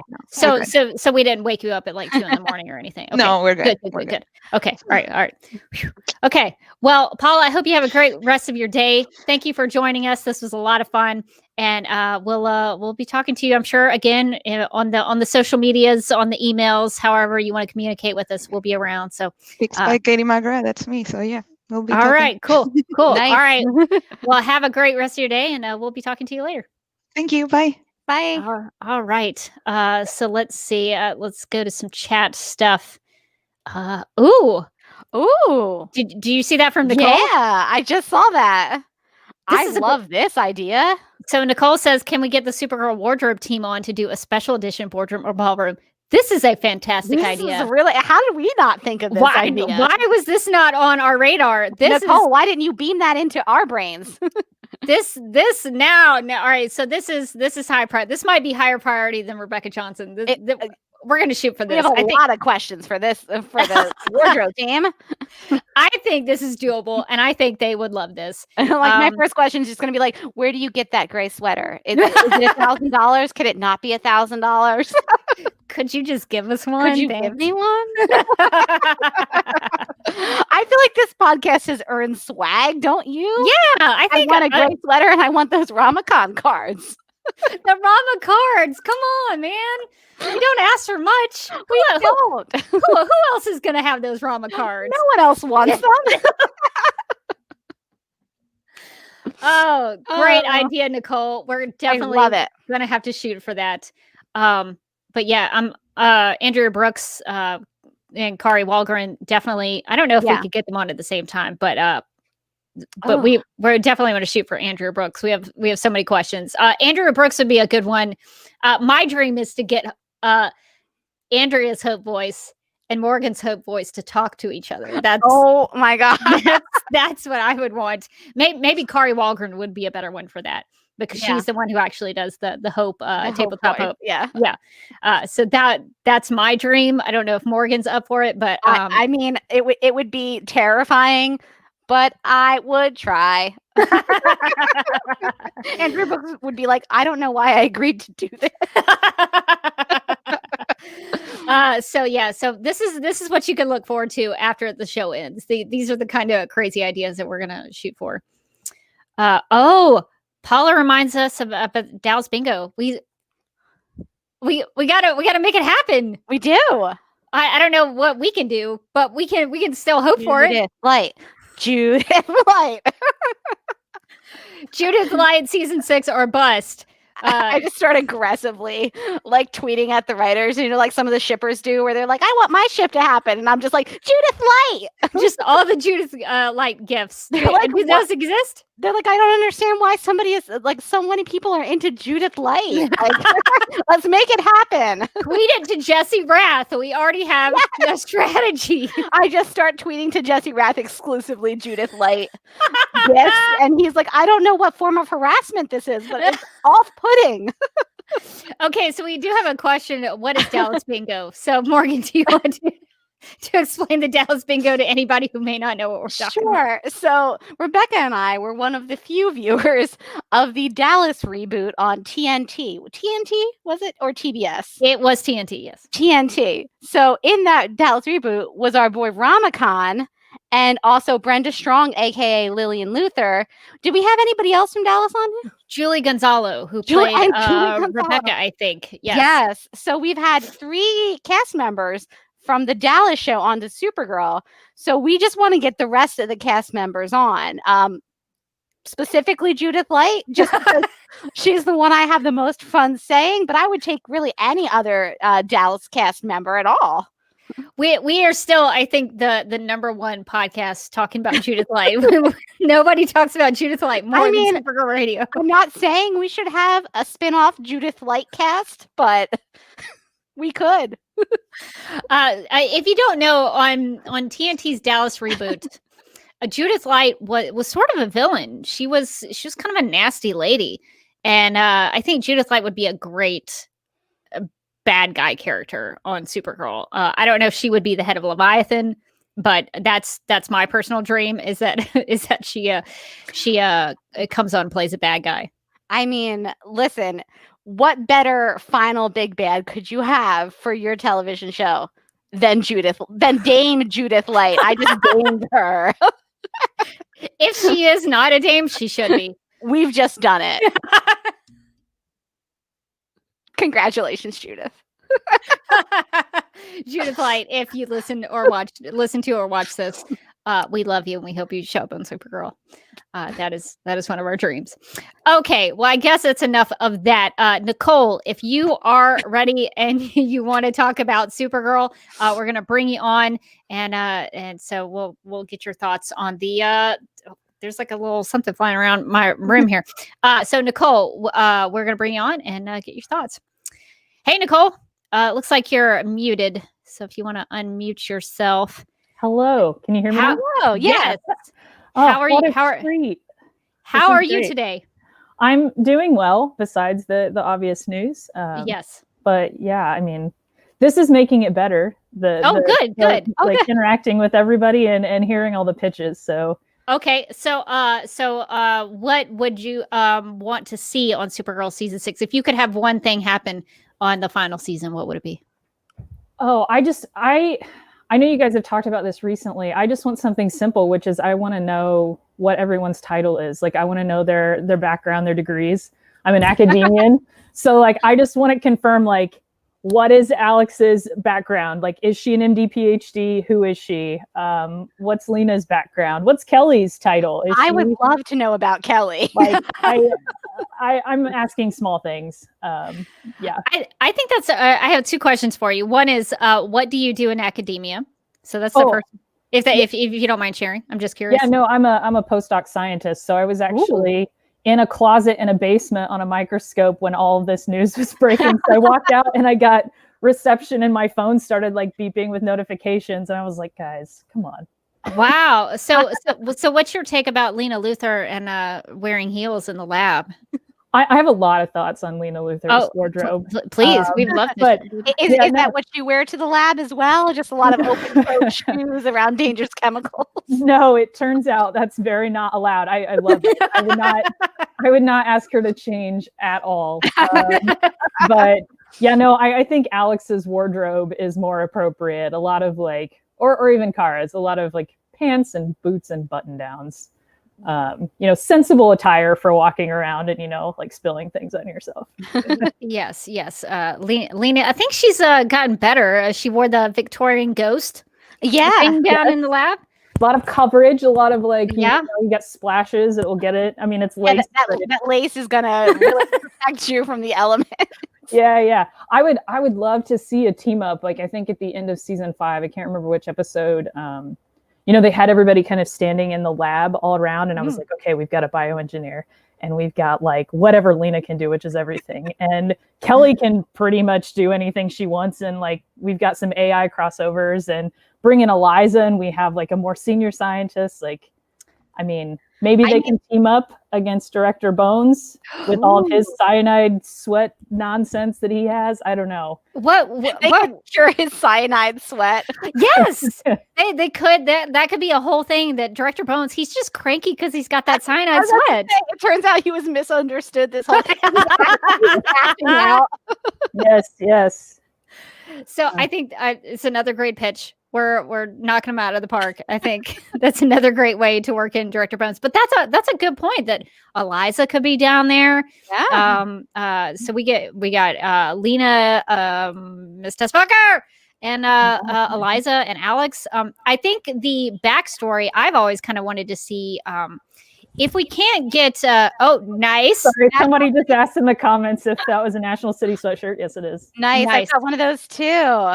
Which you can get at the DCTV Podcast Public store if you'd like. So there's actually 2 versions of that shirt in the store, so you can pick which one you can prefer. I think one thing that I would like to see is a backstory episode, because Midvale in season 3 was so good. Everybody loved it. It was a great way to get to know the characters.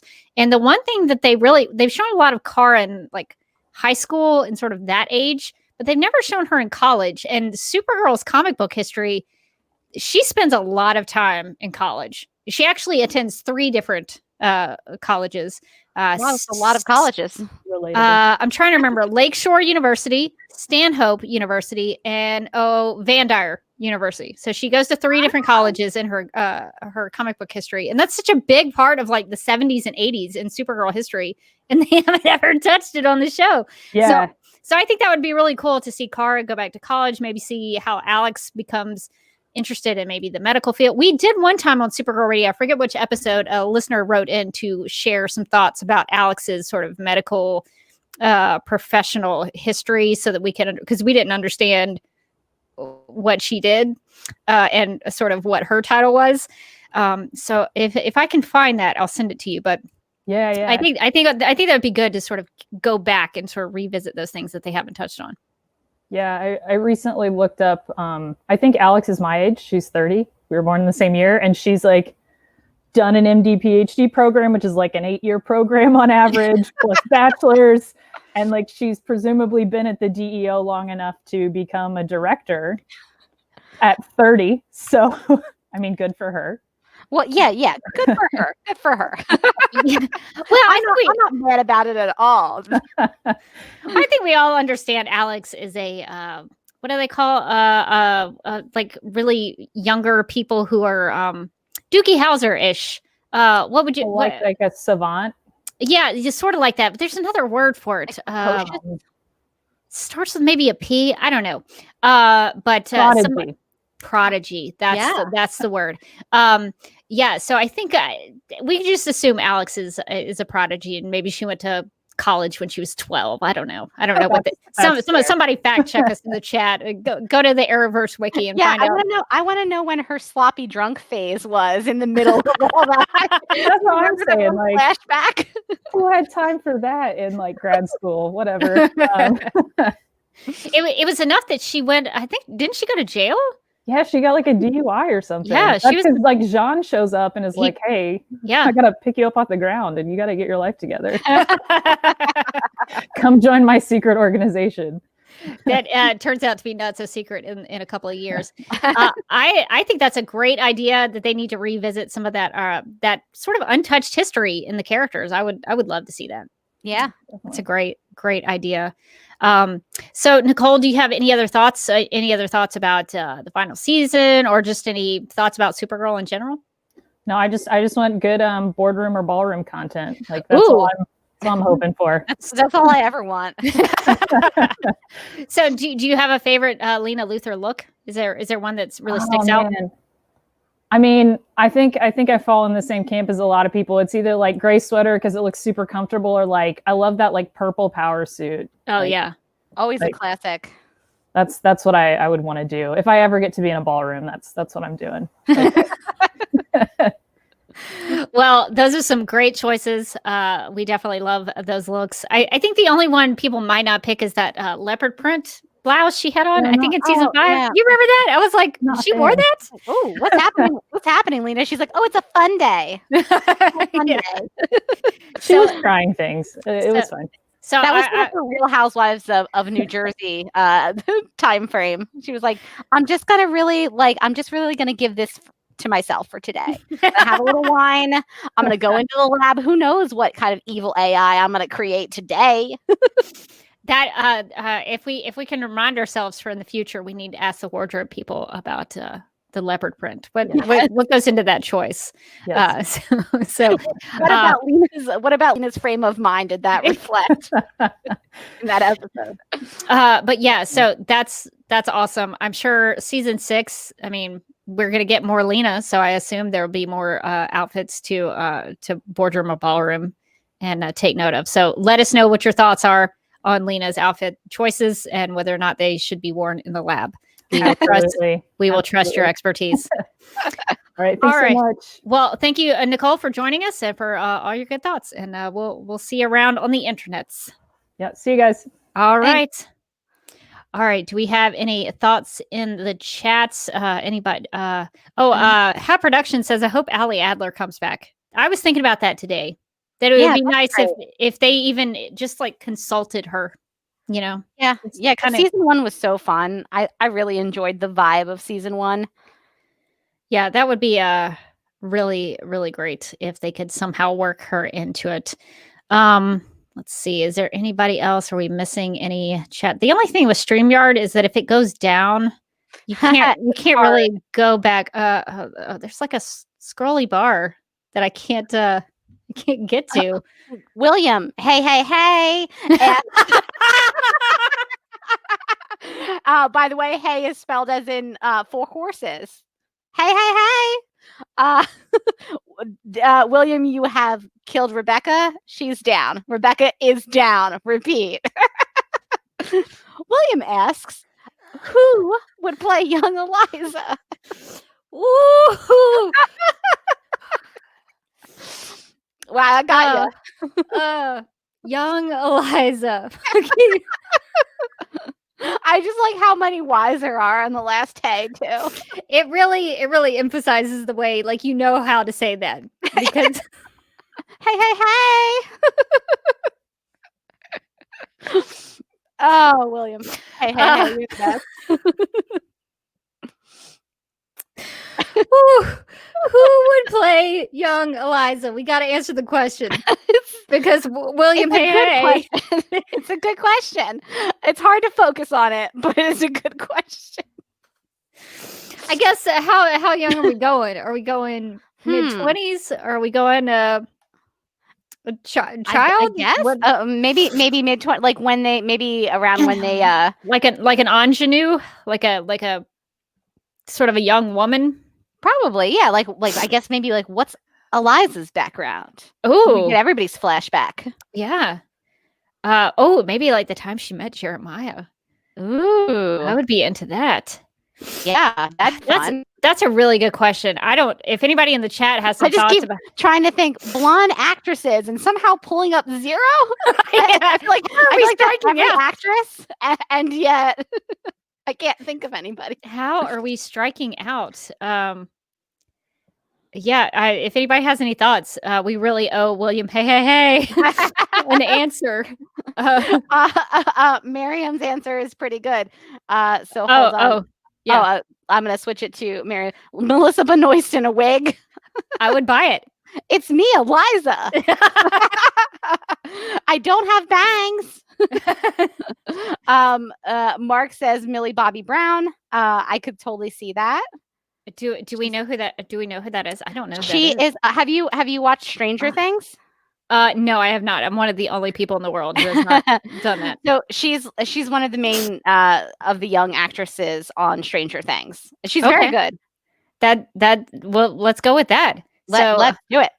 I'm into it. But yeah, I think that'd be cool to see a background story on the Danvers.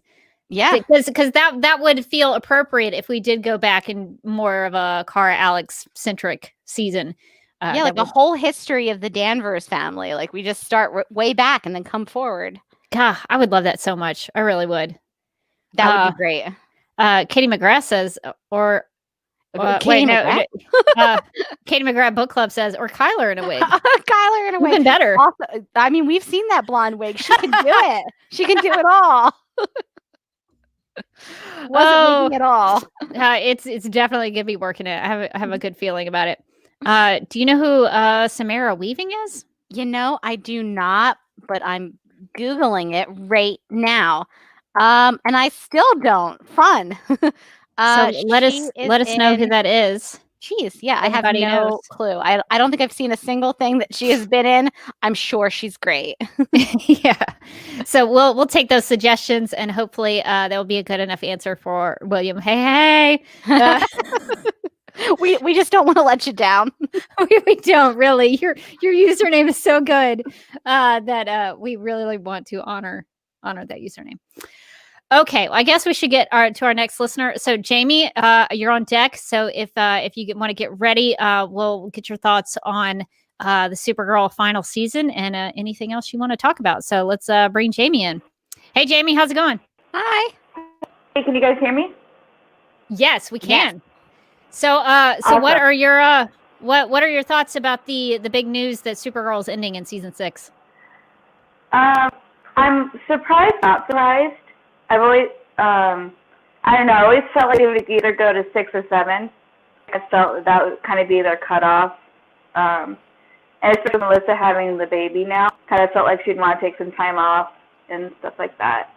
So I'm sad, but I think at least they know when they're ending, so they can hopefully plan a good final season for the show. Yeah, you really can't blame Melissa. I mean, she's just having a baby. She's starting a family. It is understandable, even if for us, the fans, we want to keep it going. You kind of can't blame her if this was partly her decision. Yeah. And 6 seasons is a good run for pretty much any TV show. So it is. It's 6 seasons is really good for a show. Most shows don't do that. So I think we're pretty lucky. We got a good run. That's very true. We got over the 100th episode bump in season 5, so that's a big monumental part for any TV show. So Jamie, what is there anything that you would want to see in the final season? Is there anything on your wish list? Honestly, just all the Danvers sisters. Just give it to me all the time. That's literally my favorite part of the show. I just love them. I think they play great off together, and I'm always invested in the story that they have for them. And I feel like that'd be a good way to end the show, because they really have been such a focal point of the show for so long. So I feel like that would be a really good way to kind of end the show. Yeah, that seems like a common thread among Supergirl fans. No matter who you ship or what your interest is, everybody seems to really like the Kara and Alex dynamic. So I think that would be wise for them to focus on that. Yeah. That is the one thing I think that the end agrees on is Kara and Alex. I agree. I think we can all come together and be like, give us some couch scenes. Yeah. It is a common denominator. So do you have Jamie, do you have a favorite Kara and Alex moment? I really like in 215 the plane when Kara's rescuing Alex from the plane when Alex is trying to. I really like that. I like 206. Real great scenes of them when Alex comes out. I just really like those scenes because I feel like they're really acted and just really show off Melissa and Kyler and like that. Like season 2 has a lot of really my favorites, and I like season 2. Sorry. Is that a puppy? It sounds like a very very excited, very happy. I'm so sorry. I just like how funny it sounds through like the distorted microphone. It sounds like the biggest, angriest dog ever. I bet it's like this big. Yeah, it's my little dog. She's really little. And somebody just knocked at the door, our neighbor. So I totally didn't think about it. No, that's totally fine. I hope that doesn't bother Bunsen and Beaker over in Morgan's. They're like cowering right now. They're in a different room. They've been too bad today. I think season 2 had a lot of really strong Kara and Alex moments. Morgan, do you have a favorite Kara and Alex moment? Oh, I think it's the plane. You can say "Take the Grass." if you want to. I mean, Take the Grass, all-time classic. Take that grass. But Kyler's putting that on her reel. But besides that, what I'd say, when they were like shooting, like Lillian Luther was shooting that rocket into. Oh yeah. She was on it. Yeah. Oh no! And they did the hand thing to each other. Yeah. That was, I think, one of the all-time great Kara and Alex scenes. Yeah, that's a really good one. If anybody in the chat wants to put their favorite scenes, well, I'd be interested to see what everybody else enjoys as well. I think there's a lot of them for me. I think a lot of stuff from season 1, especially the for the girl who has everything, is like probably my favorite episode of the show. And the moment where Alex is on that Krypton and she's trying to get Kara to like snap out of it. Oh yeah. And she's like, I'm your sister and all that kind of stuff. That's like one of my favorite scenes of the whole show. And there's a shot where like their hands sort of intermingle. And so I think that's probably my favorite Kara and Alex moment. Yeah. So yeah, there've been some good ones. Jamie, do you have like I'm just really curious while we have you on, do you have a favorite moment during this, like, is there a favorite experience that you've had being a fan of Supergirl? I mean, I've met like some really good people through the show and kind of through the Arrowverse in general. Met one of my really good friends, and we still talk to this day, even though she doesn't really watch the show. We still keep in contact, and I think that's really cool because I'm looking for people to kind of talk to and stuff about the show, and that's kind of how we met through the show. I thought it was That's really awesome. That's awesome. It's great. I met Morgan through Smallville stuff. God help us, we met through. Here we are, and here we are. So we made it. So it's good. It's good to know that like things like this still bring people together and create new friendships. So that's awesome. That's really great. Yeah. Well, Jamie, thank you for coming on. Thank you for being part of Supergirl Radio, especially this week, so that we can all kind of get through the news together. I really appreciate you spending some of this time with us. Thank you guys so much. Appreciate the podcast and what you guys do. You guys are awesome. And thank you guys. Well, thank you for the kind words, and it wouldn't be anything without our listeners. So thank you to you as well. All right. Well, I guess we got to move on because Morgan just looked at the clock. We're at an hour and 46 minutes, so we need to wrap this up, and we're going to try to get to everybody as we can. Get some other people. Yeah. So Jamie, thank you for being on with us, but we're going to have to kick you out now in the most friendly way possible. So we'll talk to you later. All right. So who have we not gotten to? It looks like Ashley is on deck. Ashley, if you're ready, we're going to pull you up. See, it looks like we got a couple more peeps. So Ashley, if you're ready, we're going to come to you and get your thoughts. Ashley, you there? Ashley, you there? Can you hear us? Hi, Ashley. I don't know if Ashley sees or hears us. Okay. I think Ashley's might have been in the waiting so long that she gave up on us. She might have forgot. Ashley, if you see us, we'll come back to you. We'll wait. Ashley, can you see us? Someone tell Ashley that we're trying to get a hold of her. We'll come back to Ashley maybe more when she's ready. Okay. So it looks like Miriam is here. Miriam, you there? Hey, how's it going? How are you doing today? How you doing, Miriam? Doing all right. How are you guys doing? Are we just real quick? Are we pronouncing your name correctly? I always want to make sure that we're pronouncing. Miriam, but Miriam is fine. Oh, that sounds so much better when you say it. It sounds it's way more beautiful than when we say it. So, awesome. Well, so what are your thoughts? We have a kind of a big topic happening today. Supergirl is ending in season 6. What? Did you not know? No, I'm kidding. Oh, I was like, oh no! Did we just completely ruin her day? Okay, go. That was the chat. That was a cruel but wonderful joke. So that was so good. Awesome. Well played. So what are your thoughts then on Supergirl ending in season 6? I mean, first of all, thank you for this therapy session. You're welcome. I mean, that's what it became. It was supposed to be a birthday bash. Yeah, we were going to throw a Supergirl party. I was hoping for some sort of like Kelly therapy session with each of the Super Friends in the upcoming, but you know what? We got it instead. So thank you. We just got it here. Yeah. No, I was like shocked at first. I kind of saw it coming though. Like once it like settled in, I thought I thought it was going to get into season 7, and then season 7 was going to get like the big hurrah that like Arrow got. But here we are. I just hope that they did justice. Yeah, I sort of saw the show ending in season 7 because a lot of shows do that. Season 7's usually like the cutoff, like the contracts are up usually around that time. So I always thought we'd at least get to season 7. So season 6 was like a shocker to me. But yeah, no, I'm with you. If season 6 goes out, hopefully it'll go out well and we'll all have a good time watching it. But even if we don't, we'll have a good time here on Supergirl Radio. That's usually how we get through it. If we don't like it. Season 5. I'm sorry.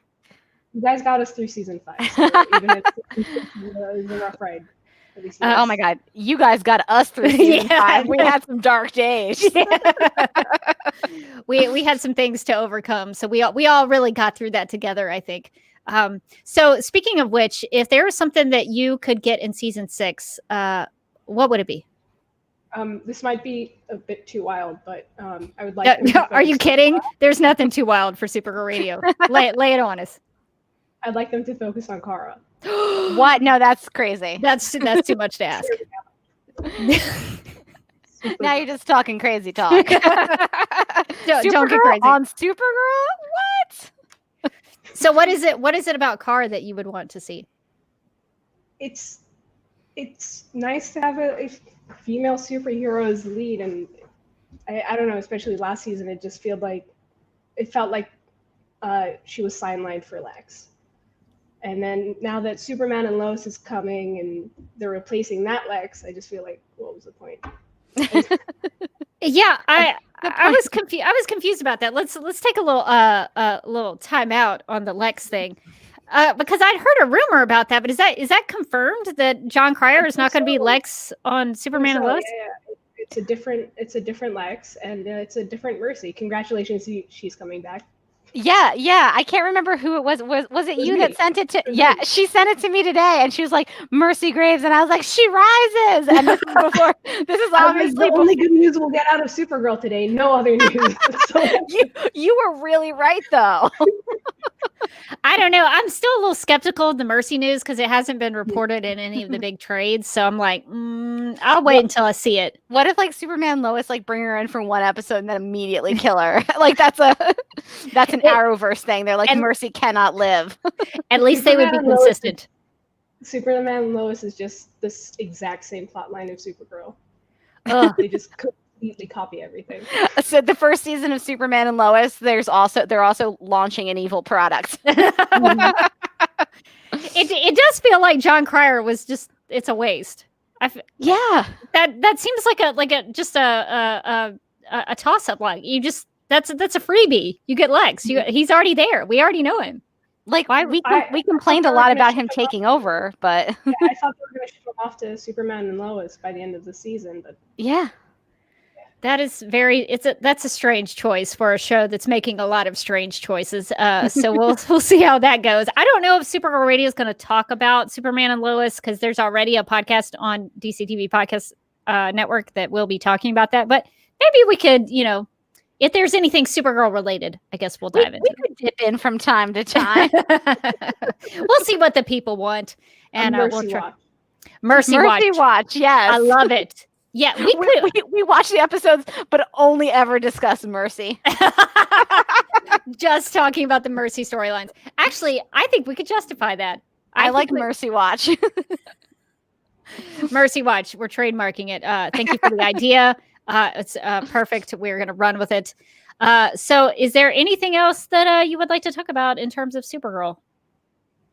I'm hoping that I feel like Lena was in her own little corner of the universe last season. She was just talking to Hope, and as much as I love Morgan's Hope voice, I would love if Lena was integrated more to the Super Friends side of the story.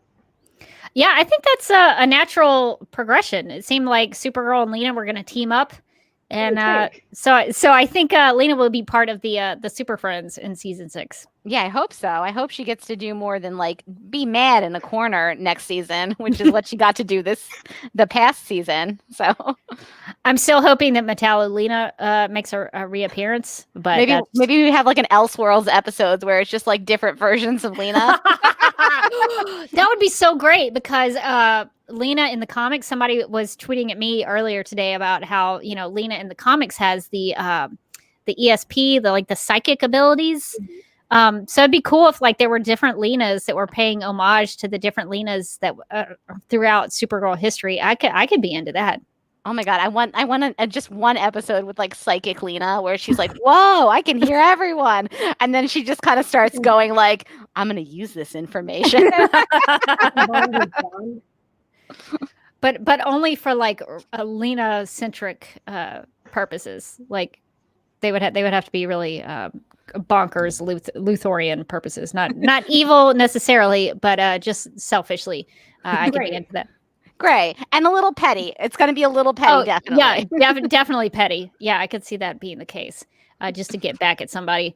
Awesome. Well, thank you for being with us on Supergirl Radio. Thank you for listening. Thank you for, I believe you send us feedback. Thank you for contributing to the podcast because it, like we've said before, it's not just us. You all contribute and are part of Supergirl Radio as well. So consider it your podcast as well, which I wish I could let one of y'all edit the episodes.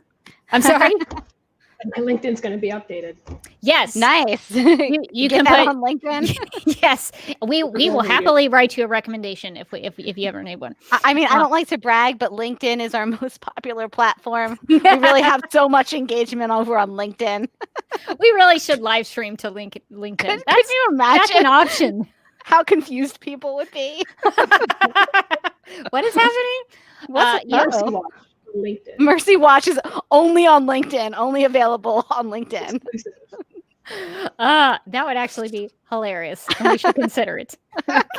Okay. Well, thank you for being with us. And if you want to stick around, we might try to bring people on for a few minutes with like a big round table. But we are coming up. This might be our longest episode ever. I don't know. It could be. It could be. We've had some pretty long ones. But yeah, so we'll try to get a few more people on. We'll maybe try Abby and Ashley. It looks like we're still remaining. So thank you for being with us, and we're gonna kick you out now, and we'll see you later. Okay, so it looks like Abby is on deck. Abby, how are things? Oh, it looks like you're still muted. Yes. I think everybody's like automatically muted. I think so. Yeah, I think it brings you in. Yeah. What's going on? Hey, how are you guys? Doing, I think, better. Yeah. This has been nice. So what are your thoughts on the big season 6 final season of Supergirl news? It was very surprising for me, at least for today, because today I had to get a COVID test, and I'm like, I'm gonna go on social media and like lift up the spirits. And then I was like, never mind. I mean, to be fair, never go on social media to lift off the spirits. I had too much hope. But you guys have definitely made the day a lot better in doing all of this. So I wanted to thank you for that. Good. Well, I think this is. How are you feeling? Are you feeling okay? I'm feeling good. Yeah, it definitely not as bad as I thought I would be feeling. In regards to like COVID and everything, but because I've been staying literally at home reading all the time, so I guess I'm not saying that's the dream, but I mean it's the dream. I mean, I've been trying. It clearly didn't work well. I mean, we'll find out in 3 days. But to answer your question, my thoughts for season 6, and I don't know if anyone's brought this up yet, but during the 100th episode, I believe there was a lost tape with Mixie. It was left with Kara, and it was the tape like the one where Lena works with Lex. And I know that there's theories or it was released, I don't know if it's fake news or not, about how they're starting over with season 5B, but maybe that's kind of the mix up. So that's the tape where Lena was working with Lex. But didn't she kind of work with him post-crisis, though? I always thought that that's what that was referring to. Yeah, because she wakes up post-crisis and she's in like the apartment, and there's that whole thing where Lex shoots the thing in her, and right. Oh yeah, that's a good point. I forgot about that. So I always thought, and maybe I'm wrong, but I always interpreted that as because 100th episode was before Crisis, or at least before the culmination of Crisis. Yeah. So that's what I thought. Yeah, that's true. I was just thinking about the I don't think we mentioned it. There was I think it was a TV Line article that I read and then flipped out today, because it was basically kind of like, yeah, and then Supergirl goes back to Earth 38, and it was just kind of like, and we're redoing season 5, and I was like, don't even start with me, don't you dare. Because that would that get rid of Ramakan and Pencil Skirt? That's our biggest concern, I think. I mean, I think so. Where is my Rama content then? And go ahead, Abby. Yeah, and I mentioned this in the comments earlier. But wait, I forgot my train of thought. I'm sorry. Well, while you're trying to get it looks like people are saying 100th episode was after Crisis. Was it? Oh, okay. Really? Oh, okay. Well, I was right about I think that it was. thing. It was. Yeah, I think it was after Crisis. I mean, in this post-crisis, post-Amadeus world that we all live in, Rebecca, who can remember? So maybe that tape is still valid. Maybe there is still one where Lena works with Lex. Part of me doesn't trust the writers to think that far ahead. I don't know that I see them as like real, planners. Write everything. Yeah, planners. Maybe that's just me. Just going by past experience. But it's something to keep in mind. So did you get your thought? No, I lost it, but I have another thought. Oh, okay. Yes. And I don't know if anyone's seen this show called Rookie Blue. It's a Canadian police show. It ended, I think, in 2012, 2013, but they did a like runoff mini series, and it was about all the police officers, like the cops and stuff of the show, in therapy. So I think that would be a very cool thing for Kelly to do, because Kelly could do the therapy, and then you have all the people, all the characters going to Kelly for help and advice. And because it was a mini series for this show, Rookie Blue, it brought like an outside perspective. And then it may also be good for social distancing and everything that they have to go through now, because it's only 2 people. I mean, I would watch the Kelly Zoom therapy sessions. I definitely would. I would definitely watch that. I think that the Kelly Zoom therapy on Lena would be fascinating. I think Do you think Lena would sit through it? I think Lena would like walk out. I think Lena would just be like, I mean, cross her arms, and then Kelly says something like that deeply profound, and Lena just starts crying hysterically because she's been keeping everything in the little boxes, and they all sprung open. If anyone wants to watch that miniseries for Rookie Blue, you can find it on YouTube. And if I could relate any character to Lena, I would say it's Gail Peck. And Rebecca, what you said relates definitely to what Gail Peck's therapy session was. Interesting. That makes me really want to watch that, because that's such an interesting concept to have like a spin-off that's just therapy of the characters. Like, that's kind of awesome. It was very short, but it was during a hiatus of theirs, so it was nice to get that content. Yeah, I think that would be something that you could even have like a Kara-centric episode where Kara goes to some form of therapy, and then it just kind of gets sprinkled out onto the other characters, because I just want to keep it Kara focused. But I think you could relate that to other characters, because they all have they have problems. Kara needs therapy. They all have things that maybe they could talk about. So are there any other things? Are there any books that you want to spot on Jean's shelf? Is there anything else that you want to see in the final season? For books wise, right now there's only Twilight and Pillars of the Earth. But how many times do you think that Jean read Twilight? Like 5? Possibly. Is he team Edward or team Jacob? These are the important questions.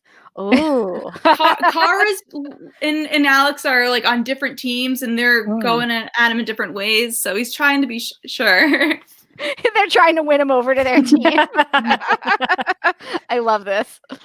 Yeah, I think Twilight might make a good maybe a Halloween episode. Maybe they could work that into vampires somehow. Maybe they're because there were Kryptonian werewolves in the comics. That's maybe true. The hot Kryptonian werewolves, as we note here on Supergirl Radio.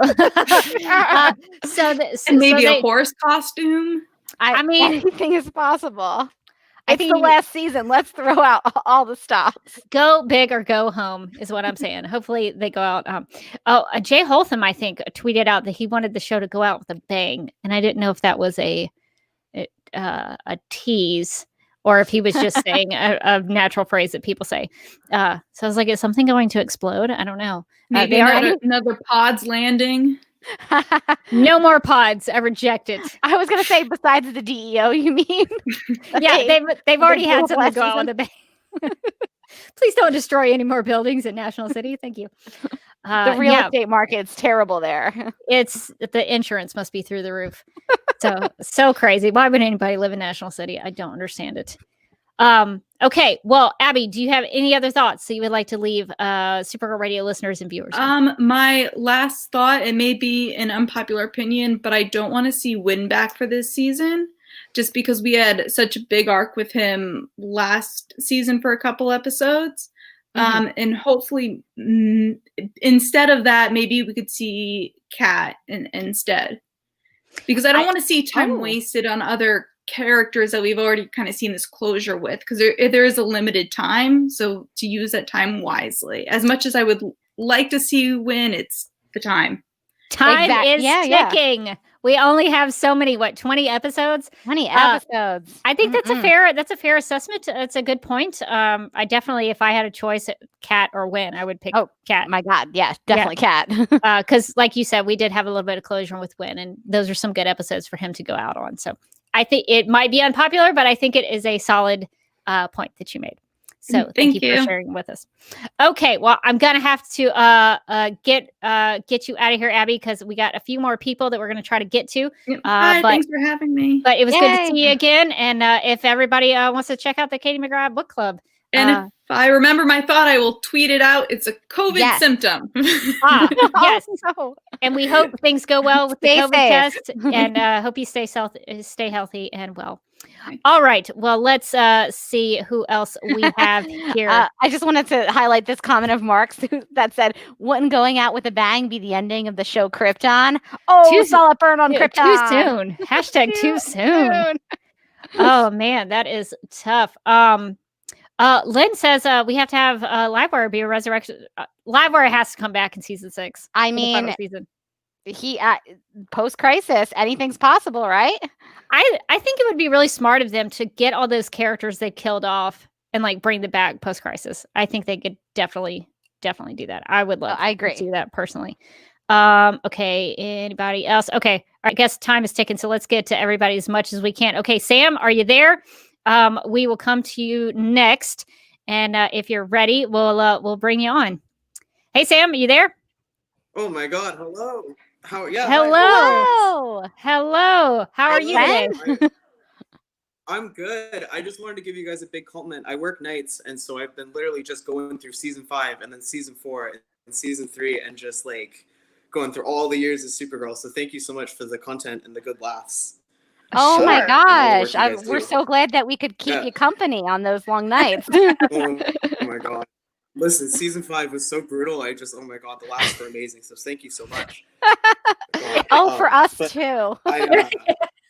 Oh my God, listen. Oh my God. And then we're going to go back to season 5. Like, I'm hoping that was wrong. I think that was a typo. I choose to believe that was a typo. So. You can't undo Ramacon. Let's keep it real. Oh my God. No, of course. So Sam, what were your thoughts on the season 6 final season news?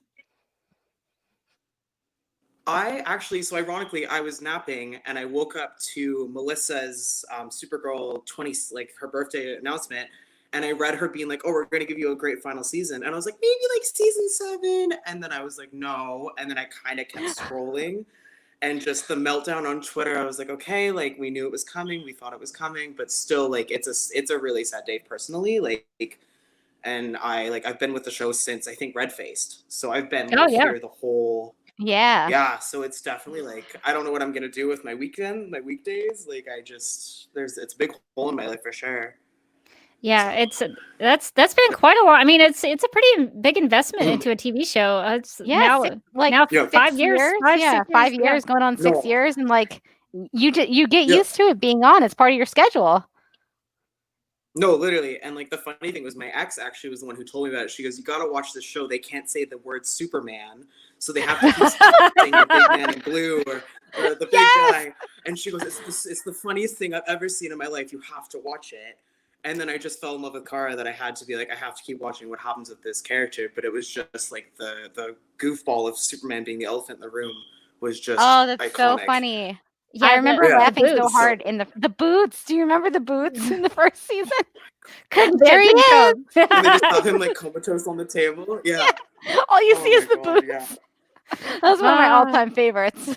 Yeah, he was kind of the Lord Voldemort during season 1. When they were chatting It's together. Yeah. Oh my god, yes. And when he like flew in just to like land on the street for Reactron. And he just kind of landed, and he's like, he can't be here, but where was he? Oh my god. Well, they did the best they could with what they had, but it was noticeable for sure. So do you have, of course, do you have anything that if you were given one thing that you wanted to see in season 6, what would you want to see? Oh god, I think just like personally, I would like it to go, because I'm assuming like if they're gonna cut Kara out, that I would hope it would be like some sort of like her final act as Supergirl, because I feel like the beginning of the series was her figuring out and trying to get her footing, and I would like it to be like a natural end for her for whatever reason to put up the cape. Like I feel like it wouldn't do her justice to leave it, like whether it's a death, I mean, God bless or rest in peace, but like some sort of like it's the natural end to the cape, Yeah, I don't know. Yeah. I don't see, yeah. That reminds me. Yeah, there's a really famous episode of Batman the Animated Series, and it's really famous, and I cannot remember the title of it. But it basically is the premise of like, it's like the premise of it is like the last day of Batman. So like Batman gets found out as Bruce Wayne, and the Gotham City police like come to the Batcave, like they come and get him. And so I think that's an interesting premise that you mentioned, that like the last day of Supergirl, what would that look like? Why would she hang up the cape? I think that's an interesting idea. No, for sure. Yeah, that's cool. Yeah, very. I would hope so. I mean, yeah. It would have to be a pretty big reason, I think, for her to quit and give that up. It'd be cool though if like going back to, sorry to interrupt, but to go back to like some old days with like if you brought in like gold kryptonite or something, where she was like kind of forced out of the role or had to make a choice, like for Alex, or I mean not Jeremiah, but maybe even Eliza, like it was, but I think they like to borrow Superman stories for the show, so they sure do. They could maybe do I think it's Whatever Happened to the Man of Tomorrow. That's basically kind of the same premise, that Superman is no longer Superman, kind of a thing. I haven't read it in a while, so somebody can fact check me on the story. But it's sort of in that vein, so I could see them sort of using that storyline to make it Supergirl related, which is not always a bad thing, because For the Girl Who Has Everything was originally a Superman story, and it was much better, I think, in my opinion, as a Supergirl story. So you can't poo-poo it too much for them to use a Superman story, but that's a really, really interesting idea. Before we let you go, do you have a favorite moment of the show? Oh God, everything. Unfortunately, I'm a season 1 purist, so anything I think would just be the arc from The Girl Who Has Everything to Red K, where you just watch Kara like just snap, and like I will never forget her waking up from the Black Mercy. Like my God, like. Oh, that's one of my favorite Melissa Benoist acting moments, is when she wakes up and starts crying, like, what have I done? Oh man, she's so good. Yeah, she says something like, "Did I hurt anyone?" And I thought that was such a Supergirl thing for her to be concerned about other people. Yeah. Yeah, that's a great sort of mini arc for her in season 1. Very strong episodes. Of course. All right. Well, I had think. one question before. Yeah, go ahead. Oh, yes. Just one question. I'm just starting to read Supergirl comics. The Rebirth era was a pain. But do you, Rebecca, have any Supergirl comic runs that you suggest? Okay, so we read through the Adventures of Supergirl comics that Sterling Gates wrote that are sort of attached to the show. They're not exactly canon on the show. They're sort of kind of in the world of the show. So you might enjoy those. We did episodes, Supergirl Radio episodes on those. Highly recommend. Art is beautiful. The story is good. Sterling Gates is one of our favorite writers. Definitely anything that has the name Sterling Gates on it. Oh, Sterling Gates is great. Oh, Supergirl being super is fantastic. Supergirl being super. I really, I would recommend the Peter David run. It's a bonkers version of Supergirl. The premise is that Linda Danvers is this satanic cult member who dies, and she gets infused with the Matrix protoplasm Supergirl, and they become one. And that's the Supergirl that's in those stories. I can't wait to read those ones. It's wild. Comet shows up. Supergirl has interactions with God. It's insane, but it is really well written. I know it sounds crazy. It will make sense when you read it. But Brainiac 5 shows up. Like Mary Marvel's in there. Rampage is in. Like there's a whole bunch of great guest cast members, and even like the minor characters have a good storyline. So I highly recommend the Peter David run. I also enjoy the 70s and 80s era. There's a lot of adventure comics with Supergirl that I think that era is when they sort of let Supergirl grow up a little bit. So in the Silver Age, she's kind of a teenager, like a high schooler, and she hasn't really become Supergirl. Well, she has become Supergirl, but she's not allowed to be Supergirl out in public and all this kind of. It's a whole thing. But the 70s and the 80s. I think is when, she goes to college and she becomes kind of a young professional. Those I think are really great. So adventure comics, anything from the 70s and 80s, but definitely anything Sterling Gates and the crazy bonkers Peter David run. I highly recommend those. Those are fantastic. Well, thank you so much. I can't wait to hear you guys go through those episodes. Just the description of what the God and the Comet, the Superhorse, and everything. Oh, I'm excited too. We thank you so much.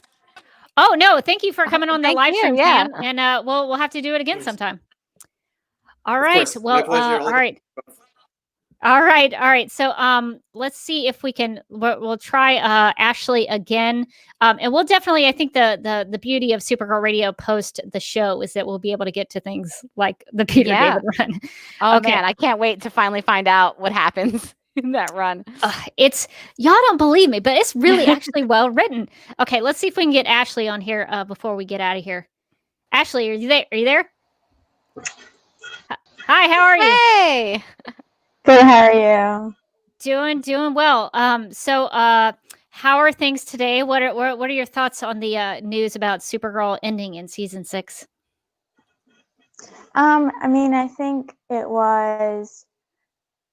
I mean, I sort of saw it coming, but then kind of knew it was going to come at some point. But I was very shocked. See, because my first one was on a fan account. I saw all of the reposting of all of them. Yeah, it kind of feels like one of those things where something big happens in your family and nobody tells you. That's what it felt like today. It was like, what? I didn't see this coming at all. I know. It was very, very strange. So, but I'm kind of like you, Ashley. I think it was one of those things that I thought would happen, but I didn't expect it to happen on Supergirl's birthday, which was odd. Mm-hmm. I thought they had at least another year or so. I thought so as well. Actually, that's that I was mostly surprised because I was I figured the next year we were good, and then it was going to be the year after that. But 6 instead of 7 is not bad. It is what it is, and we'll just kind of have to go with it. But so, Ashley, if you could have something that you wanted to see in the final season, what would you want to see? I mean, I have fallen in love with the Danvers sisters, especially Alex Danvers. She like one of like my like the person I like fell in love with, like that. I always love seeing her and like seeing her in the show and like all the things she can do and stuff. And just like Kyler Lee as a person and like whole thing, it's just like really like inspiring, and like how I just like sort of fell in love with like the character. So more Alex Danvers would be your preference in season 6. Do you have a favorite Alex moment? I mean, I like the part where like it was in season 3, like the beginning. I think it was the Terrors. I don't really know exactly what the name of the episode was, but it was when Kara was doing the meditation and Alex walked in. And so I sort of like felt what Alex was showing, felt the affection that Alex was showing to Kara, and how she felt like that, because I feel like I'm sort of like Alex in a way. Like I love ferociously, and I'm very like passionate about the people I love and things I like care about and stuff like that. Yeah, I think I know the one that you're talking about. Is that the one where they're on the floor and they hug each other? Oh yeah, that was such a good moment. I forget what the dialogue is. Somebody can help out in the chat, but I think it's Alex says something like, "Well, you got me," and they hug. I think that's the moment. And yeah, that's a great Alex moment because Kara at that point in season 3 was pretty low and down on herself. And so I think Alex was a real crucial part of her picking herself back up. So that's a great one. Well, do you have any, I guess before we let you go, do you have any thoughts about Alex as possibly a costume superhero for the final season? She's got a new suit. She's got a new blue streak in her hair. She's really new eyeshadow. She's ready to go. She's doing it up. So what do you think? She doesn't have a name though. I think we called her the eyeshadow. No, I don't think she has a name. I think that was supposed to be done in later episodes, past season. So what are your thoughts on her as a vigilante? I mean, I kind of like her suit was fine. Like it looked good and everything like that, and like how they like revealed it. But the blue streak and the eyeshadow was, I think it was a little much on my like end. But like after hearing Kyler talk about like how that wasn't like the end result of it, then I sort of like gave it a little more leeway, because I was like, well, if it's gonna like continue, like if things are gonna like get changed and added, then I feel like she would like it would change, and like I give it a little more leeway, not be so hard on it. Yeah, so you're willing to hear them out on this. I think that's fair. Donna says that Kyler was supposed to get a name in the last episode of the season. Thanks a lot, COVID-19. Really screwing up a lot of things. And Leslie has the dialogue for me. Kara says, "If I don't have Supergirl, what do I have?" And Alex says, "You got me." That's a good episode. That's a top tier Kara and Alex moment. In my personal opinion, that's really great. And I think Leslie pulled it from Triggers. What a great episode! Triggers was so good. Good episode, yeah. Great episode. Season 3 underrated. Not talked enough about. I know. Yes. I agree. Season 3 had some real solid stuff. I remember the end of season 3 where we're like, oh, what's happening? But there was a little bit of a rough patch. Season 3 was good, and then it sort of tapered on the end. Yeah. You could kind of see there was something happening at the end of season 3. But looking back after season 4 and season 5, season 3 is pretty great. Oh my God. No complaints anymore. When I rewatched the episodes, I sort of end at like the middle of season 3 and then just go back to the beginning again. That's personally what I do. I'm there. I watch the whole like Legion of Superheroes run, and then I just go back to Girl of Steel. And I go back to that. I don't know. Maybe I'll watch the one where they go to Argo a little bit, but the Mon-El cheating on his wife thing is it's a little rough for me. But I agree, there were parts of season 3 really, really, really strong. All right. Well, Ashley, I think we got to let you go. But if anybody, we'll give this 7 more minutes. We have gone way too long. It's been so much fun to talk to everybody. I have personally enjoyed this. I don't know about Morgan. Oh, it's been so fun. But this has been really fun. So we're going to give ourselves 7 more minutes because I think this is now the longest Supergirl Radio episode we've ever done. I think it is. Yeah, we're all in this together. We're all healing. So if anybody wants to come on, we're going to try to do a big roundtable and see how everybody is ending our little time here for Supergirl's birthday and slash therapy session for the season. So if you do want to come back and hang, or if you haven't gotten a chance to hang out with us, yeah, you just want to hop in. You want to hop in, now is the time. Just click on the StreamYard link in the video description and we will add you in. We can have up to 10 people, so just stay with us in case we have any problems. Maybe we can do some snap judgments. Ooh, that would be a good one. We have a snap judgment. So we can get to that. So I'm just going to start adding people. Let's see how tiny the boxes get. Oh, they're going to get so tiny, so tiny. All right, Donna. Donna. I don't know if that one is still available. I'm here. I'm here. Donna is there. Okay, so we've got enough tiny boxes. Okay, looks like I've got a new Rachel. I think we're full. I think we have the full Brady Bunch effect here. So we're ready to go. Amazing. And if you do want to hop back in, we'll be able to see you and try to maybe Morgan and I will take ourselves out, and then you guys just can interact. Just to talk amongst yourselves. Just end the podcast for us, and that'll be great. It looks like we can add Paula. Oh, how many do we have on here?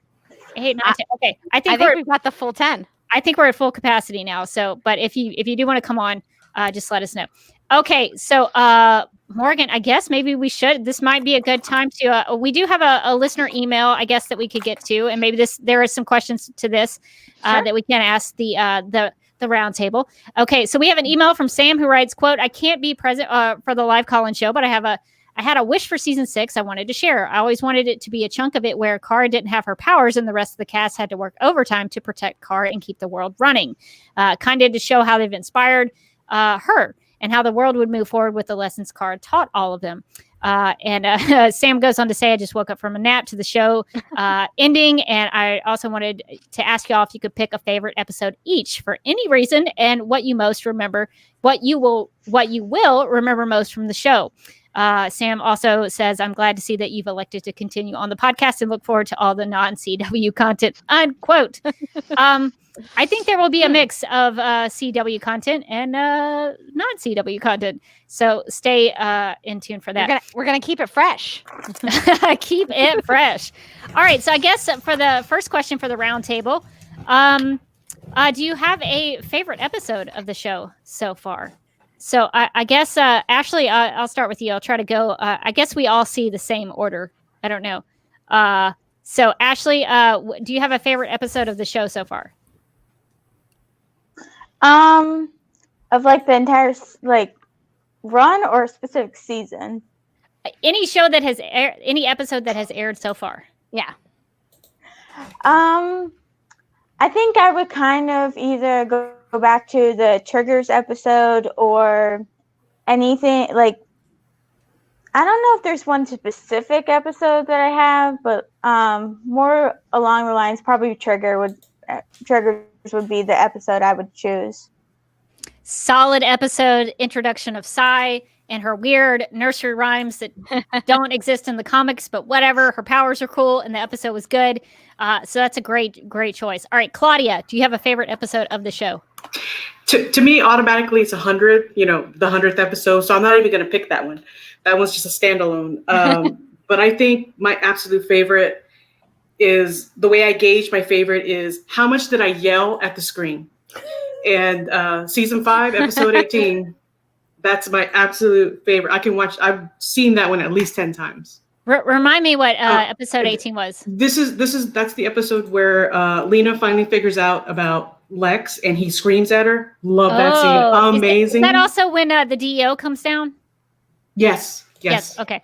And then yeah, like that was an amazing scene to me. And then also at the very end when the between Katie and Melissa, where there was like no talking, but it was so much dialogue. Unbelievable. Yeah, That's a phenomenal episode. You could really feel the tension in that scene, and then they soap opera style came back to it the next episode, which was great. And I don't demean soap operas. I am a lover of soap operas, so that's the highest that's the highest compliment I can give to people. All right, so Miriam, I can't say it in your beautiful way, so hopefully I don't butcher your name here. But do you have a favorite episode of the series? Cop out, the 100th episode. That's not a cop out. This is a fantastic episode. What did you like about that episode, really quickly? I think it was the first episode in a while that I enjoyed. I feel like with the second half of season 5, it was a bit bumpy, and then the 100th episode just reminded me of everything that I loved about the show. Yeah, it brought all the great ones back. Rain, Mixie. On Kara. It was a Kara story. What? So strange. It felt so weird. It was an episode about Supergirl. It was so unusual for the show. Great choice. Solid episode. Okay, Mark, you're in my next lineup. Do you have a favorite episode of the show so far? I'm going to go back to the pilot, actually. I think they did such a beautiful job setting. Oh. And accidentally hitting my mute button. I was like, did we lose Mark? Well, I'm here. My camera won't restart for some reason. That's okay.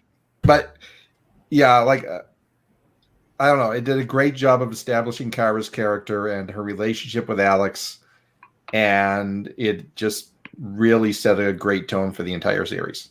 And hopefully, we'll get back to that tone someday. It was a solid pilot. I forget how much it cost. It was very expensive for CBS. It looked expensive. It was gorgeous. It's like, oh, you want to have Supergirl catch a plane? Yeah, we can do that. That's fine. Yeah, sure. Yeah, no problem. Solid pick. Abby, favorite episode of the show so far? I don't remember what it was called, but it was season 2. It was with Jack Spear. So you had that past relationship between Lena and Jack. Ace Reporter. Yes. Okay. Yes. And that brings me to the next point. You have Kara as a reporter. Yes, that's why I remember that. Bit of everything. She acted like a reporter. That's how I remember. Yes, she worked so hard in that one episode. Unfortunately, the Pelicans have been forgotten. We never got a follow up to that. Those poor Pelicans. We'll never know. Maybe in yeah, just bring all again another unanswered question. They're just flying around in the background. Yes, I mean all the questions will be answered season 6, right? So solid choice. All right, have we gotten to Donna? I think my squares changed. So Donna, do you have a favorite episode of the show? Oh, that's tough. I do have favorite scenes, like the favorite episode, Donna. Episode? We're going episodes here. Just one. Then I'm going to have to go out of the box and go Midvale. Super solid choice. Love Midvale. It's a really great one. I love, and the casting on like little Car and little Alex is actually kind of spooky. It's so good. Yeah, Morgan, if you can keep talking while I chew. Oh yeah, sure, no problem. I only have 3 cupcakes left. I was trying to vamp for you, but I was like, oh, she's still cupcaking. It's a little too much when you try to eat it in one bite. Yeah, solid episode. Midvale, one of the best. Solid choice. New Rachel, favorite episode of the show. I'm gonna go with the one that was my favorite for a really long time, which was Solitude. The first episode with Indigo, the one where we got to see the Fortress of Solitude. Had some really good stuff. Remind me, was Kellex in that one? Yes. Kellex was in that episode. Indigo still makes no sense after season 3, but I still really like that one, and it was my favorite until season 3. And my other favorite, if I had to pick, would be Legion of Superheroes. That's a great choice as well. Solitude, good episode. To me, it doesn't matter if Indigo makes sense. I just her fingernail acting. That's all that matters. That's really all we care about with Indigo. Solid choices. Okay, Paula, favorite episode of the show. For the girl who has everything, the Black Mercy episode. That's a good one. Yes. I think that would be. I think that would way be my back. favorite. Is that your Really, favorite? any episode of season 1. is Yes. Oh, great. season 1, so good. Like the Red Kryptonite episode, or Human for a Day. Yeah. With the Martian Manhunter reveal, like that was. Oh my awesome. God, I forgot about that. Livewire. Livewire. Yeah. Oh, the Live man. I was almost gonna say Livewire. That was like the first episode that really hooked me into the show. I love the introduction of her musical theme that reoccurred throughout the show. Yeah, that was the first time I was like, "Ooh, the music is really pretty good on this show." Morgan, do you have a favorite? Exodus from season 2. The hands on the plane or pod or whatever it was that they were shooting into the air. I love that one. I want to like choose more, because I love all of the selections, but I think I'd have to go with that one. It's very emotional. I feel like we should also mention that was Jeremiah Danvers' final appearance on the show. It was my favorite part of that is how Alex vowed to never give up looking for And her Jeremiah father. sent the aliens to a prison planet.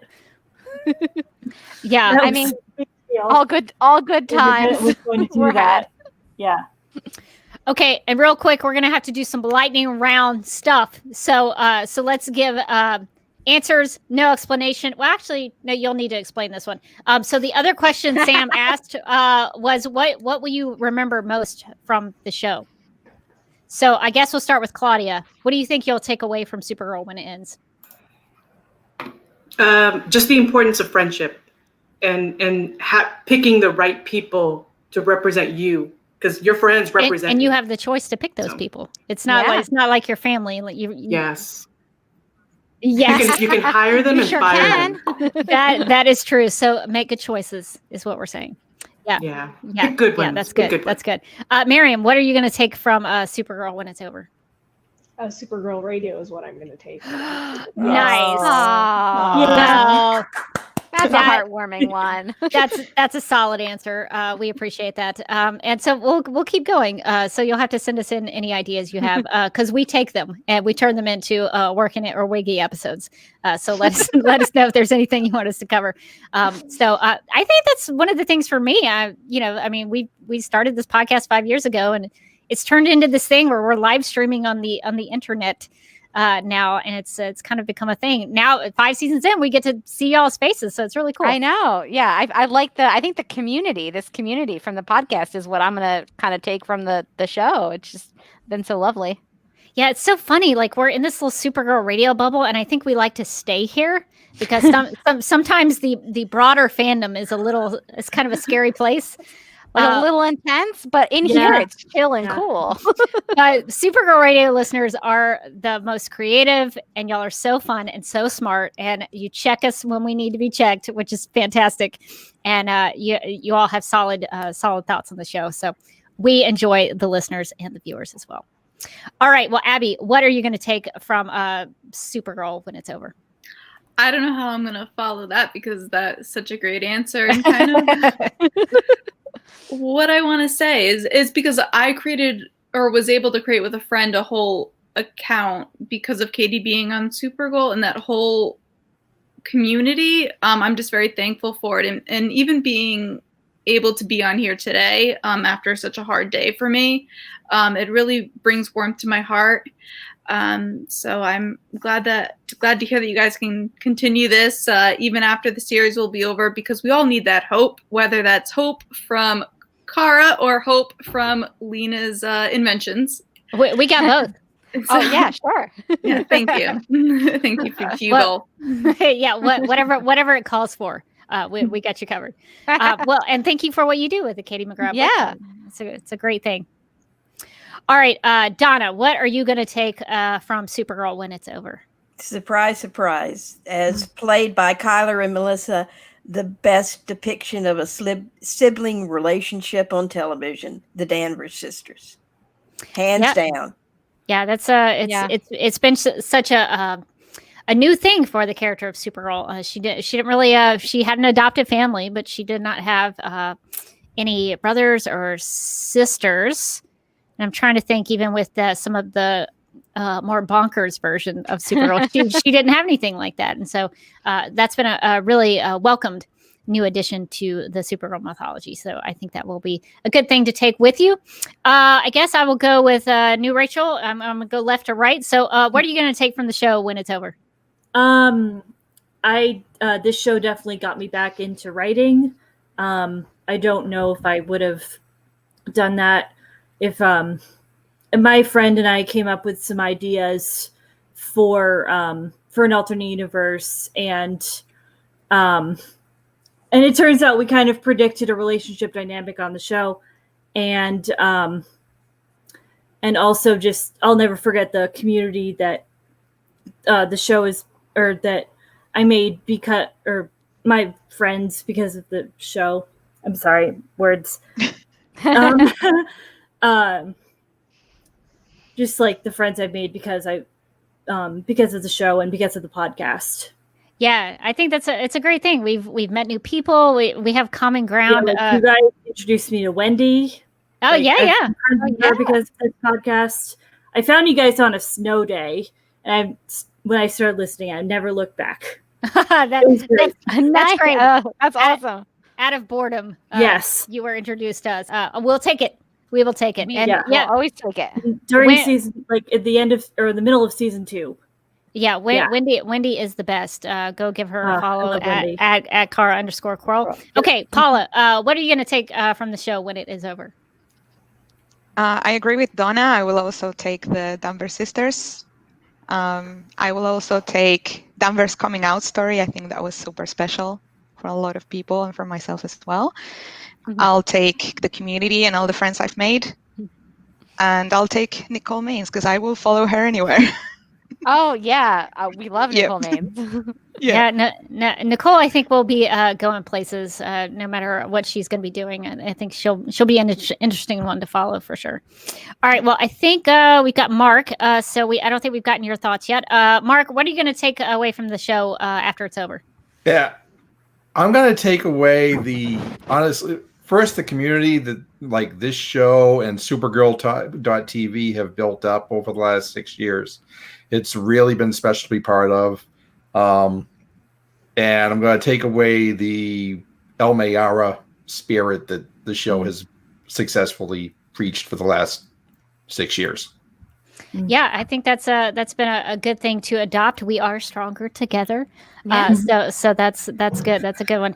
Morgan, what are you going to take? I'm curious. What are you going to take from Supergirl after it's over? What am I going to take? Yeah. Yeah, I mean, I think this podcast and everybody here, I think, because obviously we're going to continue on forever. Can't cancel us.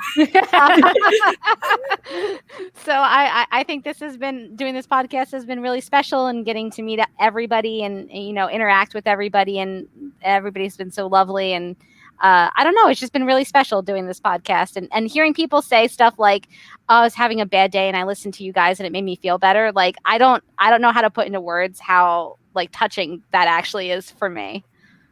Well, speaking as somebody who has had a bad day and then got on Skype to talk to you, I can personally attest to that.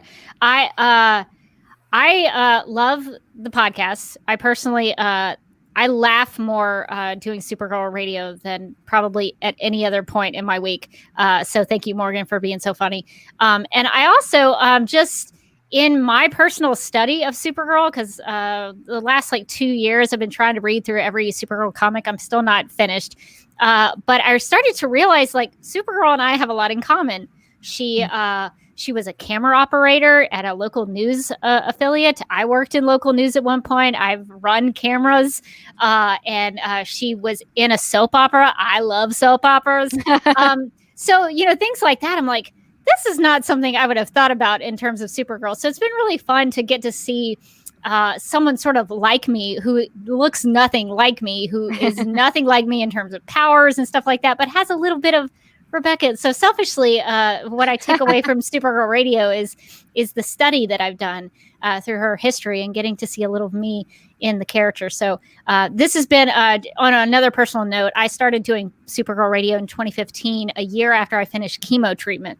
So I had taken a break from podcasting for a little while, and then sort of jumped back in after I was better and starting to feel a little more normal. So this podcast has sort of helped me dive back into a normal life and trying to get back into to feeling like myself again. And so just on a really sappy personal note, I think that's kind of what I take away from Supergirl Radio is kind of, getting back out into life a little bit. All right. Well, I guess we'll go from there into something a little more lighthearted because I feel like I just made everything a little downer by mentioning chemo. Yeah. So Morgan, I think we have a Snap Judgment that we were sent by one of our listeners. Yeah. So I'll get us into Snap Judgments. We'll make them and we'll get out. Yeah. Can you snap? All right. So we're going to go into Snap Judgments. We're going to come back out. And Morgan, if you will do the Snap Judgments, that'd be great. In the game of Snap Judgments, each person is presented with 2 options, but must only choose one. First instincts are recommended and explanations are unnecessary.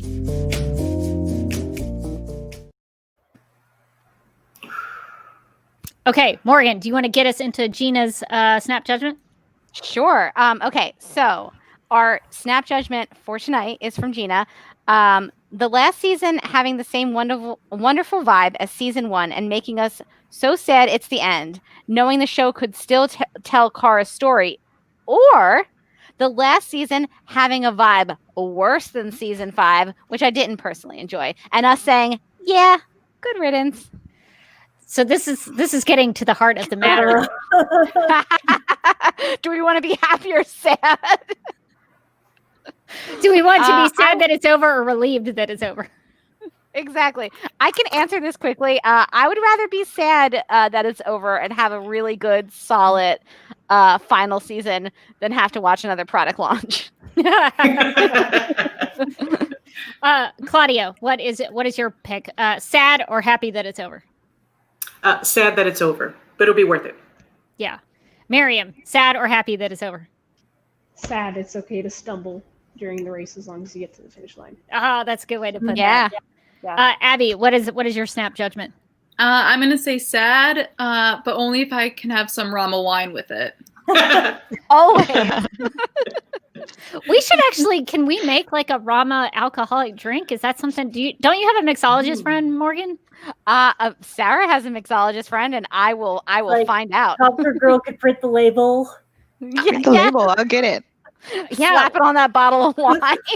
Can we create a Rama Collins Rama get wine? Stephen Amell to do doesn't he do the wine? He does have a winery or something. Start pitching to Stephen Amell. Or just the label design, and then we can all print it at home, put it on our wine bottle, and drink together. That is such a good idea, actually. That's amazing. The final episode of the show, we all go hop on a live stream, drink some Rama Collins Rama wine. Isn't there the mug glass that you have on the store? There is. We do have a Rama Khan mug. So we'll throw some grape juice or wine, depending on your age. There we go. We will put that into existence. Okay. Drink Rama Khan's wines responsibly. Yes. Donna, would you rather be happy or sad that the show is over? Sad that it's over, but like its theme, hope, help, and compassion for all, that they all get a happy ending. For sure. New Rachel, would you rather be happy or sad that the show is over? Sad that it's over, but happy that the toxic fandom is not around anymore. I think I would accept that as an answer. It's a fair way to do that. I'm sorry. No. I think that's fair. All right, Paula, what is your Snap Judgment? Happy or sad that it will be over? Sad. I don't have a choice. There's no way I'm happy. No, sad. Mark, would you rather be happy or sad that Supergirl is over? I think it's unanimous. We all want to be sad. We all just want a good last season. Yeah, exactly. Let's go out strong, and I want to propose a toast to the woman who saved the plane. Nice. Yes. Nice. Love it. Yes. I still have 3 cupcakes left. we got to finish this before the live stream's over. My chocolate pretzels. Ooh, Nice, chocolate pretzels. nice. That sounds good. Morgan, you might want to check on Rebecca's getting to be on a sugar high. I am going to gain Rebecca's so gonna much be like weight. this tonight. She's gonna be like twitching. It's Supergirl's birthday, you guys. Happy birthday, I am Supergirl. very happy that they're getting to go out on their own terms. Yeah. Well, I agree. I want to be sad that it's so good that I'm going to miss it. But I also, to sort of borrow Rachel's combination of both, is I'll be happy that Supergirl will be put out of her misery a little bit. Because, and I'm honestly saying that, because sometimes I feel like the show wasted Supergirl a lot. And so I would almost rather her be like let out into the world so someone else can tell Supergirl stories. Let her out the pasture. Let her out. If someone else is actually wanting to tell Supergirl stories, let them tell them. So I want to be sad because I want the show to end on a high note and be really, really good and strong. But part of me also is kind of relieved that, you know, maybe this will, although I don't see us, this could make for a whole nother topic for another podcast, but I worry and am concerned we'll never get another Supergirl show again. And so that's my concern, that like the show has wasted the opportunity. So I'm almost happy that it, you know, will not continue to refuse to tell Supergirl stories, if that makes any sense. Miriam, did you have anything quick you wanted to add? Miriam, did you have anything you wanted to add? Let's just start a Kickstarter for us to start a Supergirl. Ooh. We can compile all like scripts for season 7. That's what we do post the show. Yes. We write scripts based on Supergirl Radio pitches. I love it. Yes. Count me in. I mean, that would be a solid and very hard to film show, and I like it. I'd be happy just reading the scripts, honestly. And then if we get scripts written, we could perform them live on the podcast. Just get table reads. Yes. I love it. Let's work on that. Dibs on Alex. Yes. Okay. All right. We'll have to cast characters later. All right. That sounds great. All right. Well, always. All right. Sounds good. Well, I'm going to take us out of Snap Judgments, and we'll come back and we'll wrap this live stream up. No judgments on your Snap Judgments. Okay, well, I think that's going to wrap it up for the longest episode of Supergirl Radio in the history of the podcast. Yay, we did it! So thanks to everybody who participated in our first ever call-in show, all the people who joined us on the live stream, as well as everybody in the chat. So if you would like to contact Supergirl Radio, and Morgan, if you will pull up the banners, please. Sure. So we can be super professional. I'm ready. All right. If you want to contact Supergirl Radio, you can post a comment on our website at supergirlradio.com. You can email us at supergirlradio@gmail.com. If you'd like to leave us a voicemail, you can call us at 678-718-7252 and make sure to write and call in before Tuesdays at 6:30 p.m. Eastern. You can like us on Facebook and follow us on Twitter and Instagram at Supergirl Radio.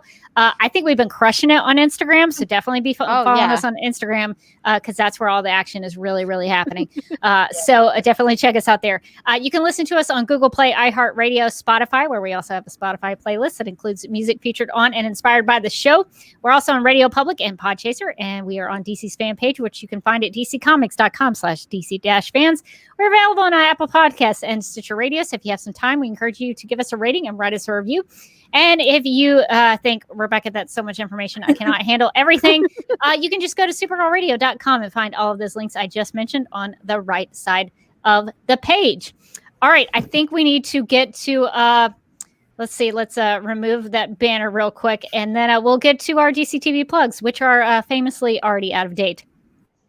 Supergirl Radio is part of the DCTV Podcast Network. So if you're interested in The Flash, Black Lightning, Legends of Tomorrow, Batwoman, Titans, is the banner stuck? Adventures, and the upcoming Superman and Lois series, or DCTV After Dark, make sure to follow DCTV Podcasts on social media and subscribe to the podcast mega feed if you want all those podcasts in one place. All right, Morgan, do you want to tell people about the T Public store? Oh, I would love nothing more, Rebecca. Did you know that we also have a DCTV podcast T Public store? Well, now you do. So if you're in need for some new t-shirts, mugs, or stickers, go to supergirlradio.com and click on the T Public store button at the top of the page. I was trying something new there. I don't know if it worked. I I like it. We'll workshop it. I felt like in honor of Supergirl's birthday, as well as the end of the show being announced today, we have a lot of Supergirl S shields in the T Public store, which you can check out if you are interested in that. I recently got a Supergirl S shield mask, so I could represent my team. So we have a lot of T-shirts in there with S shields, and we have a store-wide sale, I think, every month. So if you don't want to pay the full price right now, we'll let you know. Just follow our social media, and you'll know when all of the sales go on, so you can pay a little bit less for all these items. But we do have some awesome S shields in the store. I'm actually wearing one that I bought from T Public. Nice. So I wore it in honor of Supergirl's birthday, and also her show ending. So that is the case. So it looks like we've got some Supergirl representing. So I love it. All right, very, very cool.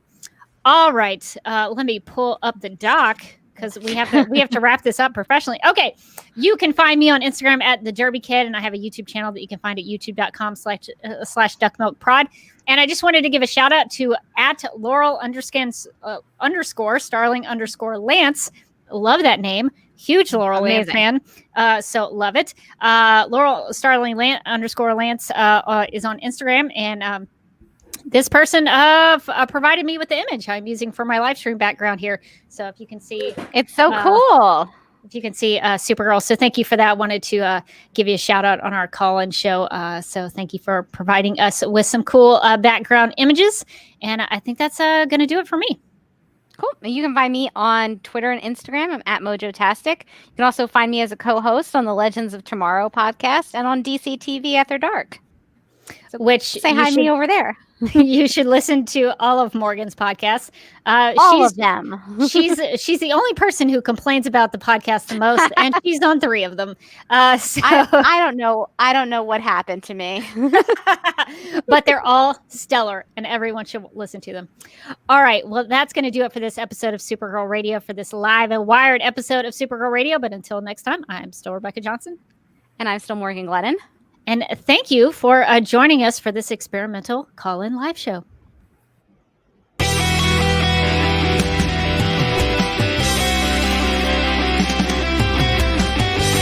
DCTV podcast.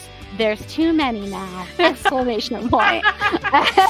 Is becoming a human burrito a plus or a minus? I don't know. It does seem snug. I mean, they say you are what you eat. Oh no. Yeah.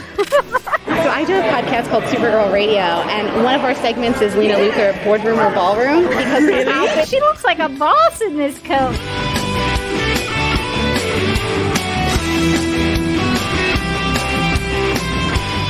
Is Nasty Luthor like a different Luthor? It's not just Lena being mean? No. Oh, Helen Slater here. It's so fun to know that you're hosting a podcast called Supergirl Radio.